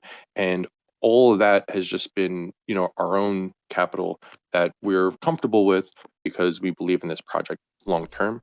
But yeah, I mean, we can keep going like this because we haven't spent a lot on development yet. We haven't spent a lot on marketing that maybe didn't go anywhere or translate into revenue. We try to be very careful about where we put our capital so that what we're not going to do, even if we have ups and downs along the way, but we're not going to do is get scared out of the market. Because I would say the biggest regret I've had in investing in crypto is allowing myself to get scared out of the market during a bear market and then missing out on the upside gains that I could have experienced had I not taken that strategy. So that's basically if we had a priority other than diversification, it's being able to maintain what we're doing for a long period of time, and so that we don't burn out. That's absolutely Okay, amazing. so I 100% respect that, right? But there's got to be a point in time when there's a way for you to be able to support Aes Sedai working as hard as he does, so he doesn't have to work on other projects, right? Like, and this is just for instance. So one of the things that I like to talk to people about is what their diversification is for their revenue streams, right? Because you can't just depend on what you do currently. You have to continuously add new revenue streams because there'll be inefficiencies in the market and the ones that you operate in, right? And people will take advantage of those, and you'll do game theory however you choose to, and you'll lose margin essentially through the existing revenue streams. So you have to continuously add new ones. That's why multinational corporations always have somebody who's trying to work on that, right? Like, we have to have a strategist for that. So like, I think a lot of the things that you do, you have a tremendously good skill set for things that I think you're being, sullying yourself a little bit by talking down about your skill set. But I do appreciate the self-deprecation. I always do. But I think All my that tricks. there's a All huge my amount of tricks, opportunity please. there. Very humble guy. Very humble guy. Dude, listen, I call him as I see him, right?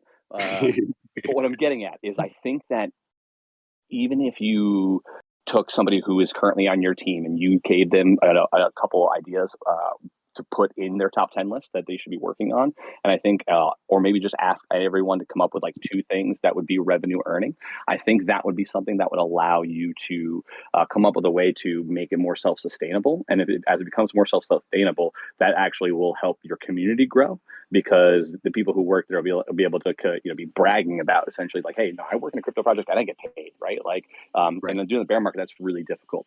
So I think by giving people the ownership and the accountability of having a way of generating revenue within their skill set, I think that allows them to have the ability to care more, right? Like, the most important way to get people invested is to empower them and then give them some agency. And I think that, I don't know if you've done that. I can't say, but after everything you've talked about, right? Like, I normally try to ask people questions like regarding their business, and I have asked nothing regarding your business. This is like the only one I have regarding on the business side, right? Sure. Like, everything else has been fluff because like you gave me great information, right? Like, this has been a really educational conversation for me, but I want to know what we're doing there. Mhm.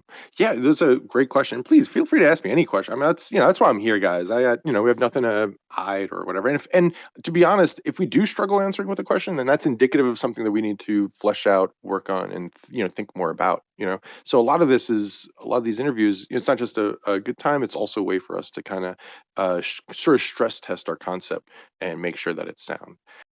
As far as revenue, yeah, I mean, our big our big approach right now is the idea that we have to try to mint out on Harmony, which, by the way, the Harmony price has gone down a lot since since we initially launched. I think when we first proposed the Harmony price of 1,000 Harmony, it would have been about over $100, like $120 per Tradwife. When we launched, it was around 80, and now I think it's around the $22 range.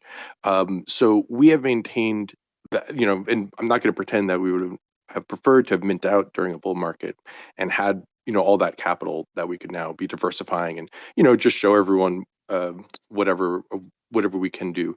We could do all of it had we minted out like that. Now with this current situation, I mean, we still want to try to mint out on Harmony, even though that's A, difficult, and B, the amount of revenue we're going to get from that is less than when we initially launched and what we thought it would be, just because the Harmony price. But it does get us a few different things. As far as revenue goes, it's as if we're prioritizing credibility now so that whatever we do in the future will have a lot more demand towards it. And so this struggle right now, we'll just think about later on if we're minting on AVAX. After we've done this on Harmony, we're going to have a ton of these projects kind of singing our praises and stuff, hopefully, when that happens. Now, as far as other revenue streams, there's a few projects that I really like. I like their approach. And one of them, one right now is the Underground. They're an AVAX project that we have some investment in. And they basically were a dead project.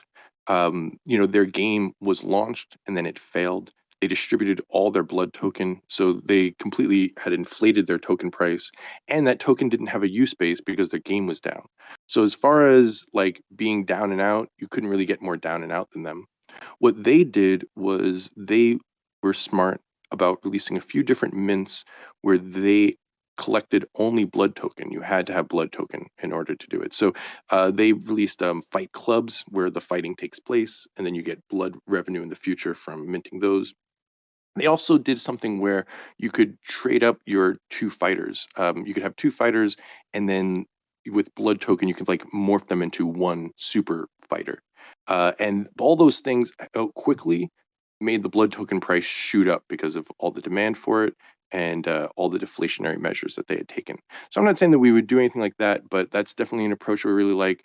Another one going on right now, but hasn't really gotten as much demand as we would like to see, is Oneverse. Now, Oneverse has a lot of issues, especially with personnel right now, but I do like their ecosystem a lot. And one thing that they did was they released an egg voucher mint where they were accepting people's Harmony stablecoins. I forget which stablecoin it was, but the Harmony stablecoin that had been affected, they were accepting that as revenue, with thinking that that might go up longer term. This was before they launched. They announced their stablecoin assessment or proposal. Sorry, that was before they released their stablecoin proposal and like that. So those are two different approaches that I've seen teams take to kind of finding different revenue streams while still keeping their regular mints open. I'm not sure that we would do something exactly like that, but I definitely appreciate your point about finding different revenue streams, and we'll definitely keep that in mind in the future.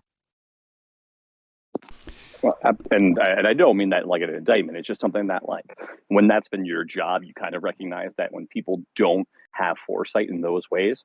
Like, I'm going to ask a question. And do you think that your business model being built off minting out was from you in minting out easily during the bull market?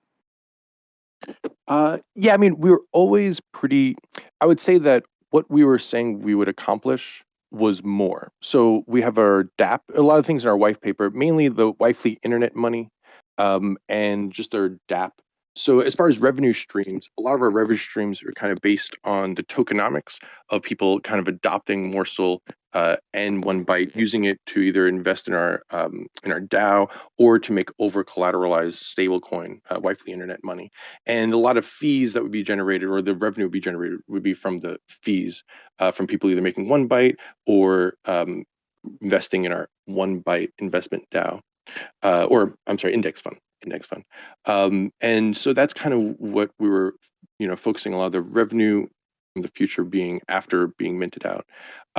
With the amount of revenue that we were expecting with the Harmony One, basically what we've kind of done is said, look, here's a bunch of things that we can deliver on. We can start DApp development, we can start morsel staking, and we can start these time capsule rewards. Even while we're minting, and especially with the capital that we would be getting from minting out. In addition to that, to finish the DApp so that we have wifely internet money and can also kind of do the same thing on other chains, because that's basically the goal, is not just do this on Harmony One, kind of use Harmony One as a test net and then have equivalents on for all these different tokens and stuff on other chains. That we would need to be launching our lumberjacks and be getting AVAX for after this TradWife mint out. So we'll be able to deliver certain things, and a lot of things with just minting out TradWife. Even right now, we're starting to deliver on morsel staking and our time capsule token rewards. But just for the overall, what the white paper was talking about, especially the finer points of our future DApp development, that we're going to start, but it'll be more, we can only finish it after we get some of our lumberjacks AVAX money, unless obviously there's some huge turnaround with the Harmony One price, and in which case that solves all things. So we've covered pretty much everything there. Does anybody else in the Twitch have any questions for Ekraviki before we move on to towards the end? And I'm going to start the $50 ETH giveaway right now. So !Raffle to get involved in that. You have 5 minutes to get in on that. That is $50 worth of Ethereum, and you need to join my Discord in order to be able to get that. And all of the other prizes that have been given away here today, you need to join the Morsel Protocol Discord. So very easy to get involved. You have 5 minutes, $50. Let's effing go. So is there anything else that you would like to really say about everything that you're doing right now? What would you like to tell the audience? Sure. Yeah, the only thing I'd like to kind of end on is just some future events that we have. Obviously, nothing is going to be as fun as this, but we do have some future events a little bit later in the month. We have a Raffle event at August 22nd. We're going to be on Raffle's Discord, and they've been really great. We're going to have great giveaways for that, more Raffle stuff, and a Yobi Ninja or Yobi Samurai, I forget. So that'll be on the 22nd. And then the 31st, don't miss that one. That'll be Space Bank. They'll be on our Morsel Discord. We're also going to have a special guest for our Space Bank event, and that's going to be Agnar the Nomad. Now, Agnar the Nomad, he really helped us a lot with our project. He helped with our Git book, and we remember. And so he has his own project. He started AVAX Free Mints on Twitter. If you know that Twitter account, he and a few of his compadres launched that, and they are launching, the experts of free mints have their own free mint happening August 21st. It's called Bananas with a Z. Definitely check out their Discord and that Twitter account. You can get like a spot there. Definitely, it's just a really great free mint. I would almost treat them like a mint that you pay for, just based on the size of it. It's only 555, and the team members: Slayer Slay, Agnar the Nomad, IG Librarian. These are people who are experts on making money with AVAX and AVAX free mints, and now they're kind of passing that expertise onto you guys. So, Raffle August 22nd, and then the Space Bank with Bananas special guest Agnar on the 31st. Absolutely awesome. Priest, do you have anything else that you want to add? So, if you had to give everyone in the audience a movie to attempt to watch in the next month, maybe maybe they have a kid. Network. Network. Okay. Well, all right. Well, maybe a lot of people have seen a bunch of really awesome movies. Okay, let's give something that Priest hasn't already seen, please. Oh, okay. All right. All right. Well, there's a few. One is Army of Shadows. There's this really great French director named whatever. Anyways, Army of Shadows is about like Nazis taking over France, and then some French people trying to do something about it. It's really cool. It's kind of done like almost like a gangster film. So if you can kind of think of French occupation, Nazis, French occupation of France, and then a group almost like Inglourious Bastards, but way more French. And that one's really great. I would say The Lives of Others is a good one, and then Lives of Others is like a German film, and that guy came over to America after he made that movie. So definitely Lives of Others, Army of Shadows, and You are the second person to bring up Coming to America in my life today. And like I love that movie. First of all, if you've never seen Coming to America, please go see Coming to America. Not the second one, fucking bullshit. That's terrible. Just the original. It is so amazing. It's just weird, like how somebody at Lowe's. I went to buy a watering can for my flowers, right? Like because I've been using the hose and apparently I've been using too much water because our water bill is insane. So I'm like trying to measure it out so I don't, go crazy. And like these people were talking about Coming to America as I was checking out. And I was just like, now you bring up this director of a German film who also directed Coming to America. It's just like the world is trying to tell people about Coming to America. Yeah, one thing with the Coming to America remake is they ruined the concept. The whole thing was Eddie Murphy is a fish out of water in America. Correct. And then they kind of reversed the concept with the sequel, but the guy wasn't funny like Eddie Murphy's funny. So Eddie Murphy's in it, but he's not the fish out of water anymore. And the guy isn't Eddie Murphy, so it's not that good. You get what I mean? Like they waited too long to deliver on that concept. So they spent a lot more time with him in New York. The point is, if he's fish out of water, you got to get to that concept earlier. And they did that with the first one, and they made that mistake with the second. I like it. I like when we can ask people opinions on things that aren't crypto related, but that they are passionate about. My Blue Heaven is probably one of the funniest comedies I've seen. I can watch that movie with my hair on fire. It's basically a more comedy version of Goodfellas. So the guy who wrote Goodfellas was dating this woman, I think Nora Ephron at the time, and he would tell her his Goodfellas stories, and she turned his Goodfellas stories into My Blue Heaven. It's I can watch it, in the middle. It's one of those like you catch it in the middle and then you continue watching it to the end. What you got, Andy? What movie do you have for people for the next month? Oh God, there's so many. Can you give me a minute to think? Jeez. Sure. I'll tell people what I want them to watch for the next month. Yeah. Do that. Let me think. See Rat Race. Go watch Rat Race. The 2000s one, not the earlier one. And then I want you to watch North by Northwest. And with Rat Race, John Lovitz said that he did it because of one joke. His kid has to go to the bathroom, and he doesn't want to go to the bathroom because it's Rat Race, and he's trying to win the money. And just shut the window. And he goes, no, Dad, come on, I'm prairie dogging it, because a prairie dog like just sticks his nose out of a bush. Yep, in and out. Dad, you gotta go. I'm prairie dogging it, and that's the reason John Lovitz is in that movie. And John Lovitz in that movie also delivers one of the most situationally hysterical I don't even know what to describe him at the Nazi Museum. I don't even understand how to it is Blazing Saddles level amazing. I think Mel Brooks is probably one of the best directors for comedy and parodying situations in the world. Baseballs I probably saw too many times growing up. It was one of those I knew every sound effect of that movie because I just watched it too much. And it was in the time of VHS, so it's like you didn't have all that many movies or access to them. So the movies you had, you watched over and over. I think for me, I do Rugless. He's like, he has no idea what to say. Handy thinking of a film.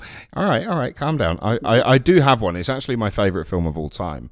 The thing is that it's my favorite movie of all time because of, I don't know. It's just it's a story that you could probably apply to a lot of other stories. Like I love Shawshank Redemption.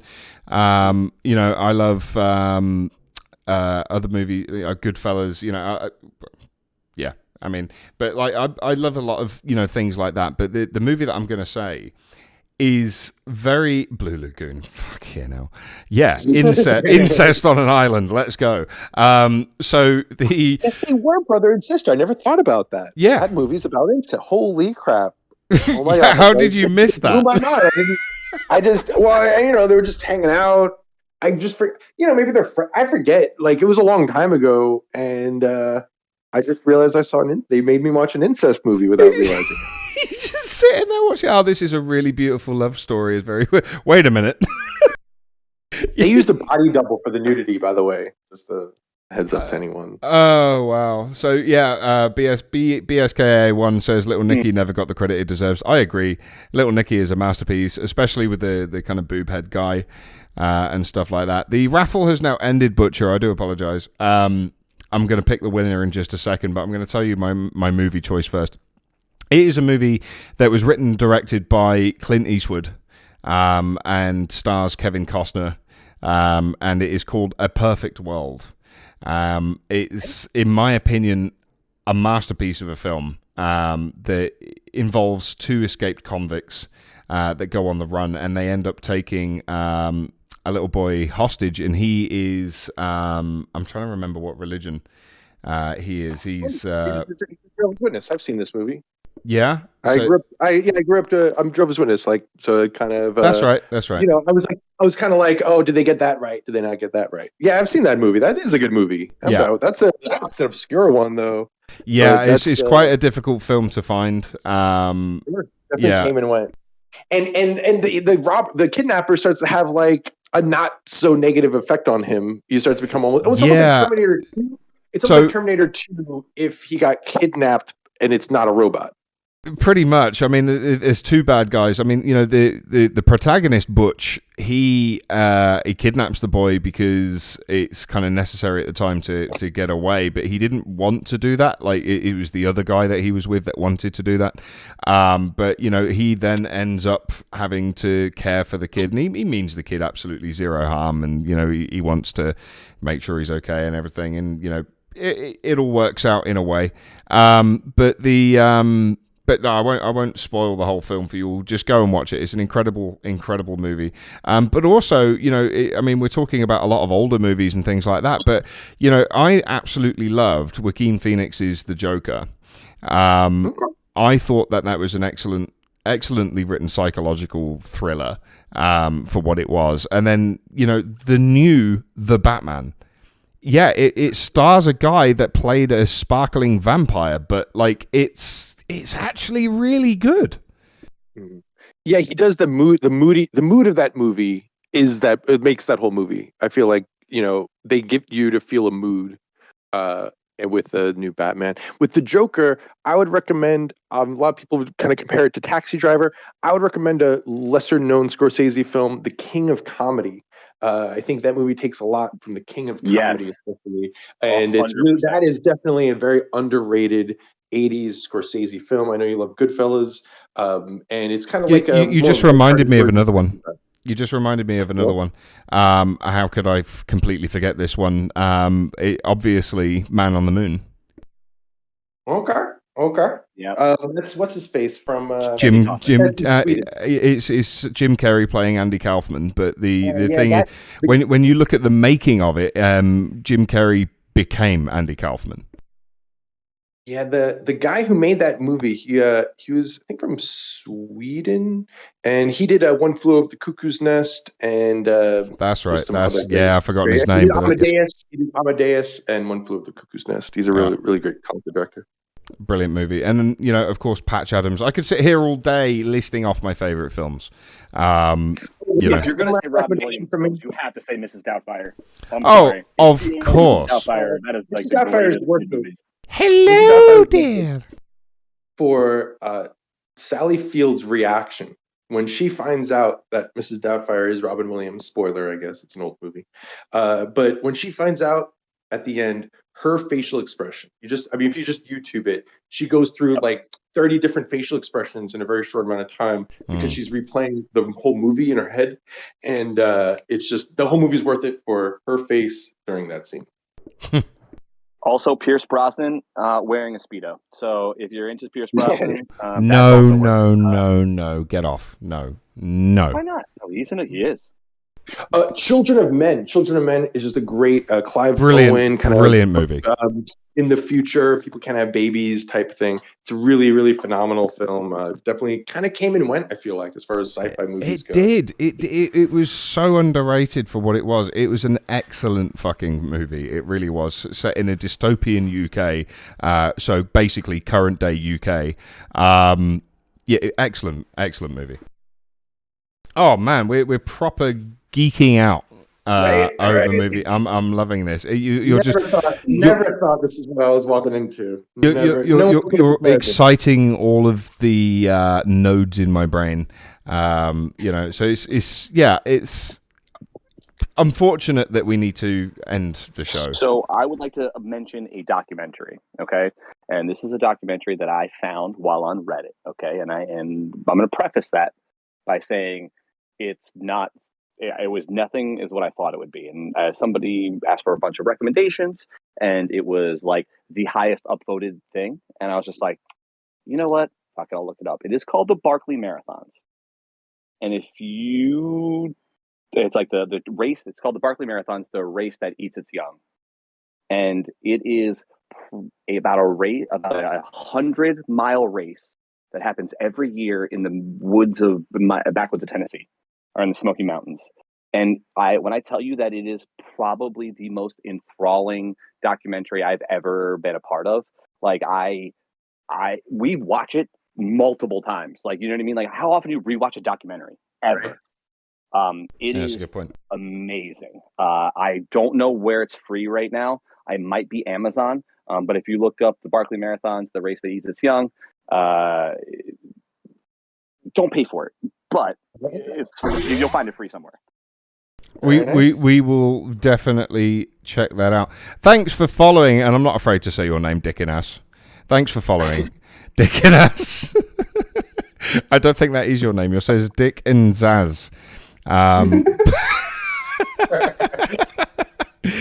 Yeah, this isn't that kind of a channel. We're cool with that. I'm gonna pick I'm gonna check that out. You said it's called the Boston. The Berkeley Marathon. The Barkley Marathon. Oh, Barkley Marathon. I'll tweet it out when I find the link. I'll tweet it out. Yeah. Please do. Okay, yeah. So I'm going to pick the winner of the $50 giveaway right now, and the winner is Lame 5. Congratulations, you have won $50 worth of Ethereum. Lame, yeah, LAYME 5.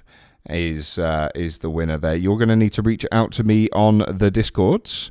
I'm going to put your name down here, and I'm going to read out every single winner of every prize again, just so everybody is aware. We have 84 Niara, who got the Halfling NFT, Watson 280, who got the Orc or Dwarf, that is to be determined, I think. /Peon has got the Chibi Cat, and GYZ88 has got $25 worth of Ethereum. 35 Genre has the 100 XGSM tokens. Butcher 769 has $25 worth of ETH, and Lame 5 has $50 worth of ETH. Nighthawk says, I never win. Well, a lot of people that have won today also said the same thing in the last show. So, keep coming back. You never know. You have to be in it to win it, of course. So, commiserations to everybody who took part but didn't win anything. Like I just said, keep coming back. There will be an opportunity in the future. Ekrafiki. I've forgotten. Refifi. I can't pronounce your name, but thank you very, very much for coming on the show today. It's been absolutely awesome. So I think, we asked you in the last time that you were here, because you were on before the fruit question, did we not? You absolutely did. I can restate it if you like. I definitely thought about it afterwards, whether or not that was appropriate or not, and I think we can't ask you the same question that you're already prepared for, so we're going to need to throw a bit of a curveball, I think. Do it. So as soon as I work out what that curveball is, Oh my God, you didn't even prep one? All right, I got you. Oh, nice. Ekrififi, Mm-hmm. if there was a way for you to make a favorite dish for somebody, what ingredient would you be okay with changing? So, like, if you were making your favorite dish for your, let's say, significant other, right?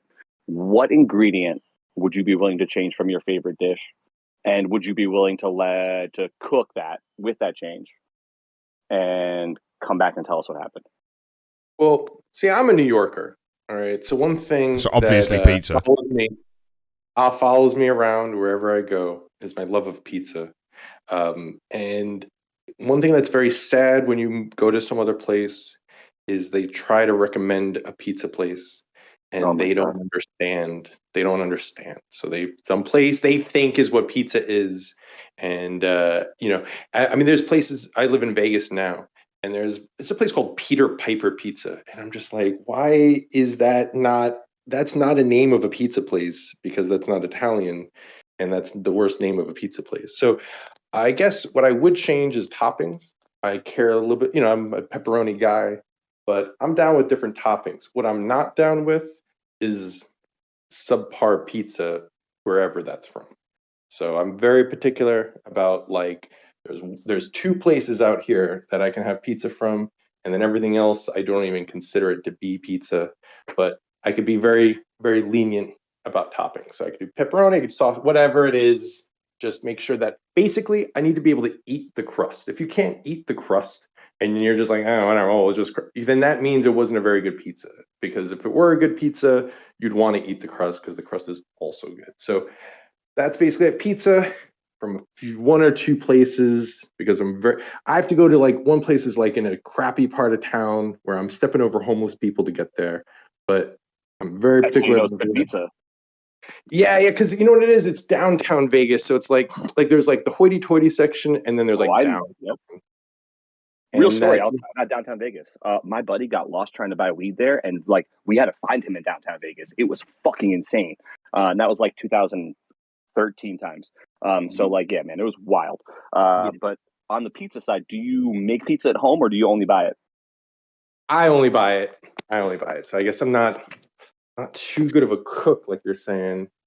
It's not that bad. Sometimes I'll do a double saute. That's the best. That's the cooking wise. That's what I can get down. Is nobody goes to the trouble of a double saute, which is basically sautés you just cook it in oil. But with certain things like mushrooms, what you should really do is dry saute it, get the juices out of the mushroom, and then re-saute it, and then it's going to be able to soak up all the flavor a lot better. So I guess I could do that with different dishes, but basically pizza's my game, and but I'm flexible on toppings. I will have so I'm also from New York, and my also favorite food in the entire world is pizza. I will have my wife has been experimenting with like making her own dough for like, because we can't buy pizza. Like it's literally a waste of money every time we buy pizza because it's just shit. It's fucking terrible. Mm-hmm. So like she can make dough, and she's like figured out the balancing between like double O flour and all that kind of shit. And like we can make better than you can buy at home for way cheaper. So that sounds about the water for where you are is where you have to work on the balancing between like two different recipes. But like because it's like that's the quote unquote major This man issue. knows about pizza. Everyone listening, the guy talking right, he knows about pizza because he mentioned the word water. Because the person who would win, there's a competition in Vegas, and it's always from New York, and basically they would bring their own water. They brought their own water. They didn't use any local or whatever. They would bring their own water with them. So this person, probably Priest, knows what he's talking about because he mentioned water. Hey, if you want to have good bagels, you can order them from goldbelly.com, and you can order New York City bagels from the best places, and you can have them sent to your house. You get fucking raped, but like it's the only way to get them. So I highly recommend anyone who wants to have a real New York City bagel that can't get them, they will ship them worldwide. Just FYI. Is it true that if you're in New York and you order a large pizza, you're going to have to put that bitch sideways to get it in the door? Depends on which one you go to. Different. honestly, different places are different. There's so many of them that they can do, like, there's the more Italian style is the thinner crust. If you ever see like just a really thin crust, that's going to be more like what maybe a pizza might be actually in Italy. Well, being somebody that lives on the Mediterranean, I can confirm. You know what I'm saying? Whereas that's not a New York pizza. And then there's Chicago, which is like deep dish, which, I mean, there's going to be some place that does anything well, but that's just not deep dish is not my game. Chicago pizza is the one with the bullet holes in them, right? It's one that's it's a lot of cheese because it's like layers of cheese. It's more like a bowl full of pizza. Yes. Exactly. And so you can do anything well, I guess, but that's not what I call pizza, basically. Yeah. My pizza is Bill Vincent's at 72nd and 2nd Avenue. That's my. So, are you from New York proper, or are you from the suburbs? I'm from Long Island. Long Island, New York. Long Island. We eat the Scotties and drink water. That hurts my brain every time I hear that accent. 516-631. Or they'll call it Strong Island. I'm part of the Bridge and Tunnel crowd from Strong Island, Long Island. It hurts my ears. Please stop. It's every girl I dated. So, every. For you. 516-631. Okay, I went both. Like, for one thing, it started out all 516, so I was there before they divided it, and then 631 I moved to, but I was definitely in different areas where I had different, I had hosts in different areas, so it's on Long Island, I guess. Oh, there you go. I need to ask about some of these ex-girlfriends. Did they have double barrel names like Tammy Lynn? Not too much. There was a lot of, there's basically... I'm sure there were a lot of Japs, Jewish American princesses. There was a lot of that, especially in Plainview. Plainview is kind of the place, it's sometimes called Plain Jew for that reason. There's also a lot of Italians, obviously, and I don't know. It's a weird mentality in Long Island because it's expensive to live there because it's close to the city, but you also have people who just don't go to the city, but they still live there. So why, you know what I mean? So it's a very weird thing of like they're living in a place that's very expensive because it's close to some place that they never go to. I don't know how else to put it, but that's one thing that's kind of just going on there. Well, I would love to continue. Did you play lacrosse? My brother did. I did not. I did play handball though, and I don't know. I was all right at that. But the other thing going on Long Island, honestly, is just there's different. Like you can see trees and you can see a beach. That's basically the thing. It's like trees, beach, and then it's close to the city.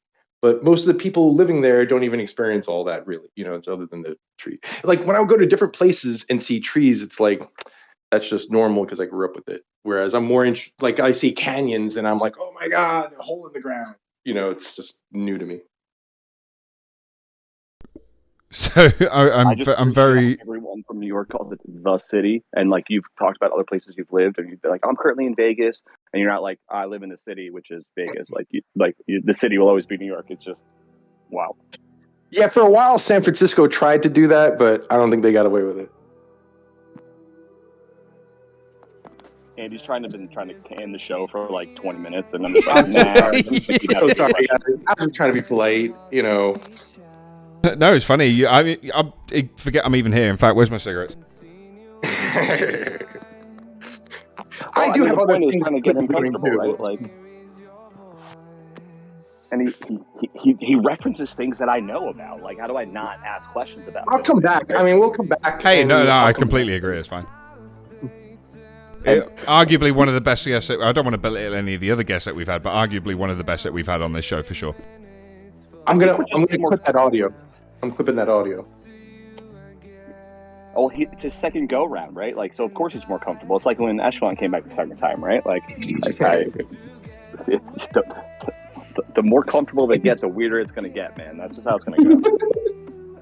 It's just earlier on when I've got to find the part of the audio and clip it where you turn around and say when your miners aren't as profitable anymore, you get rid of them, and it's like that destroyed my brain. Supercut videos. Just put that with zero context on Reddit, you know? Pinned on my Twitter. All right, guys. Brad, Before I say more things I regret. Manipulating minors. Before I say more things I regret, guys.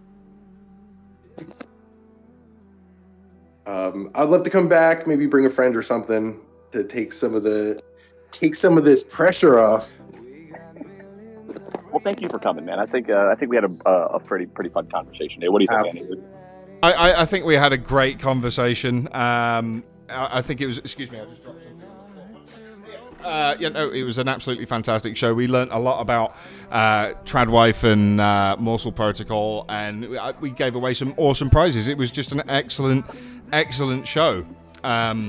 Seriously, thank you both for being so generous. I appreciate that.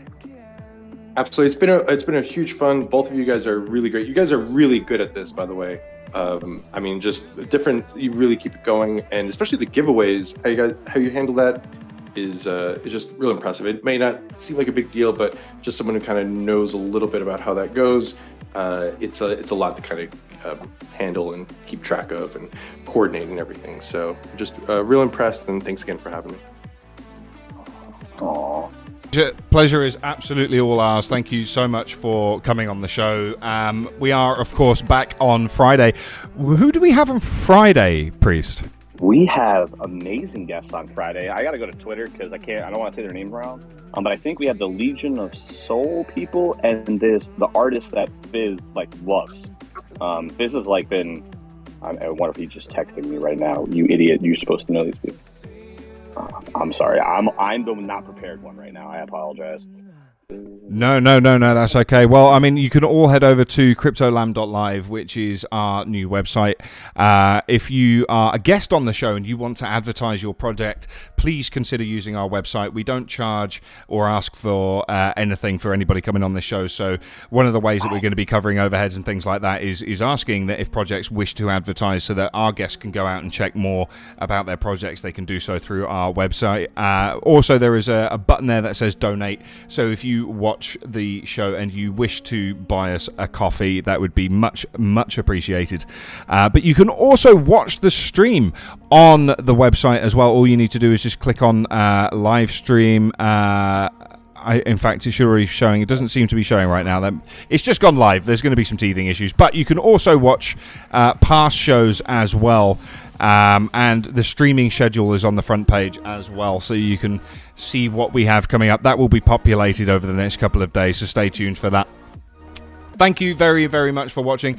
Priest, please leave everybody with a thoughtful thought, if you could. Diversify and ride the bear till it turns into a bull. See, I'm not going to give financial advice, man. That's not really... I try not to do your own research. We try to not do that at the end of the show. So I think that my advice would be to listen to me. Tell someone you love them today.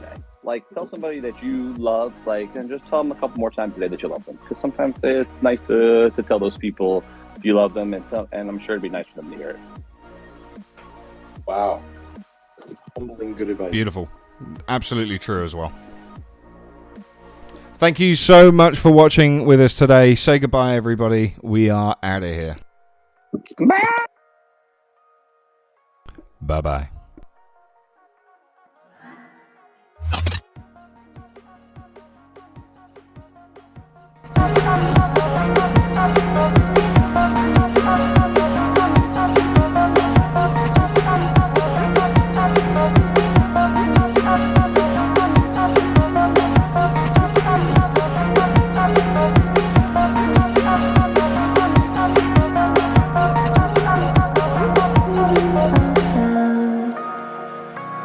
Spirit of things, we lose our sight when we put our trust in things of this material world. The things that fade away, yet we keep coming back, keep coming back, keep coming back, keep coming back, keep coming back, keep coming back, keep coming back, keep coming back, keep coming back.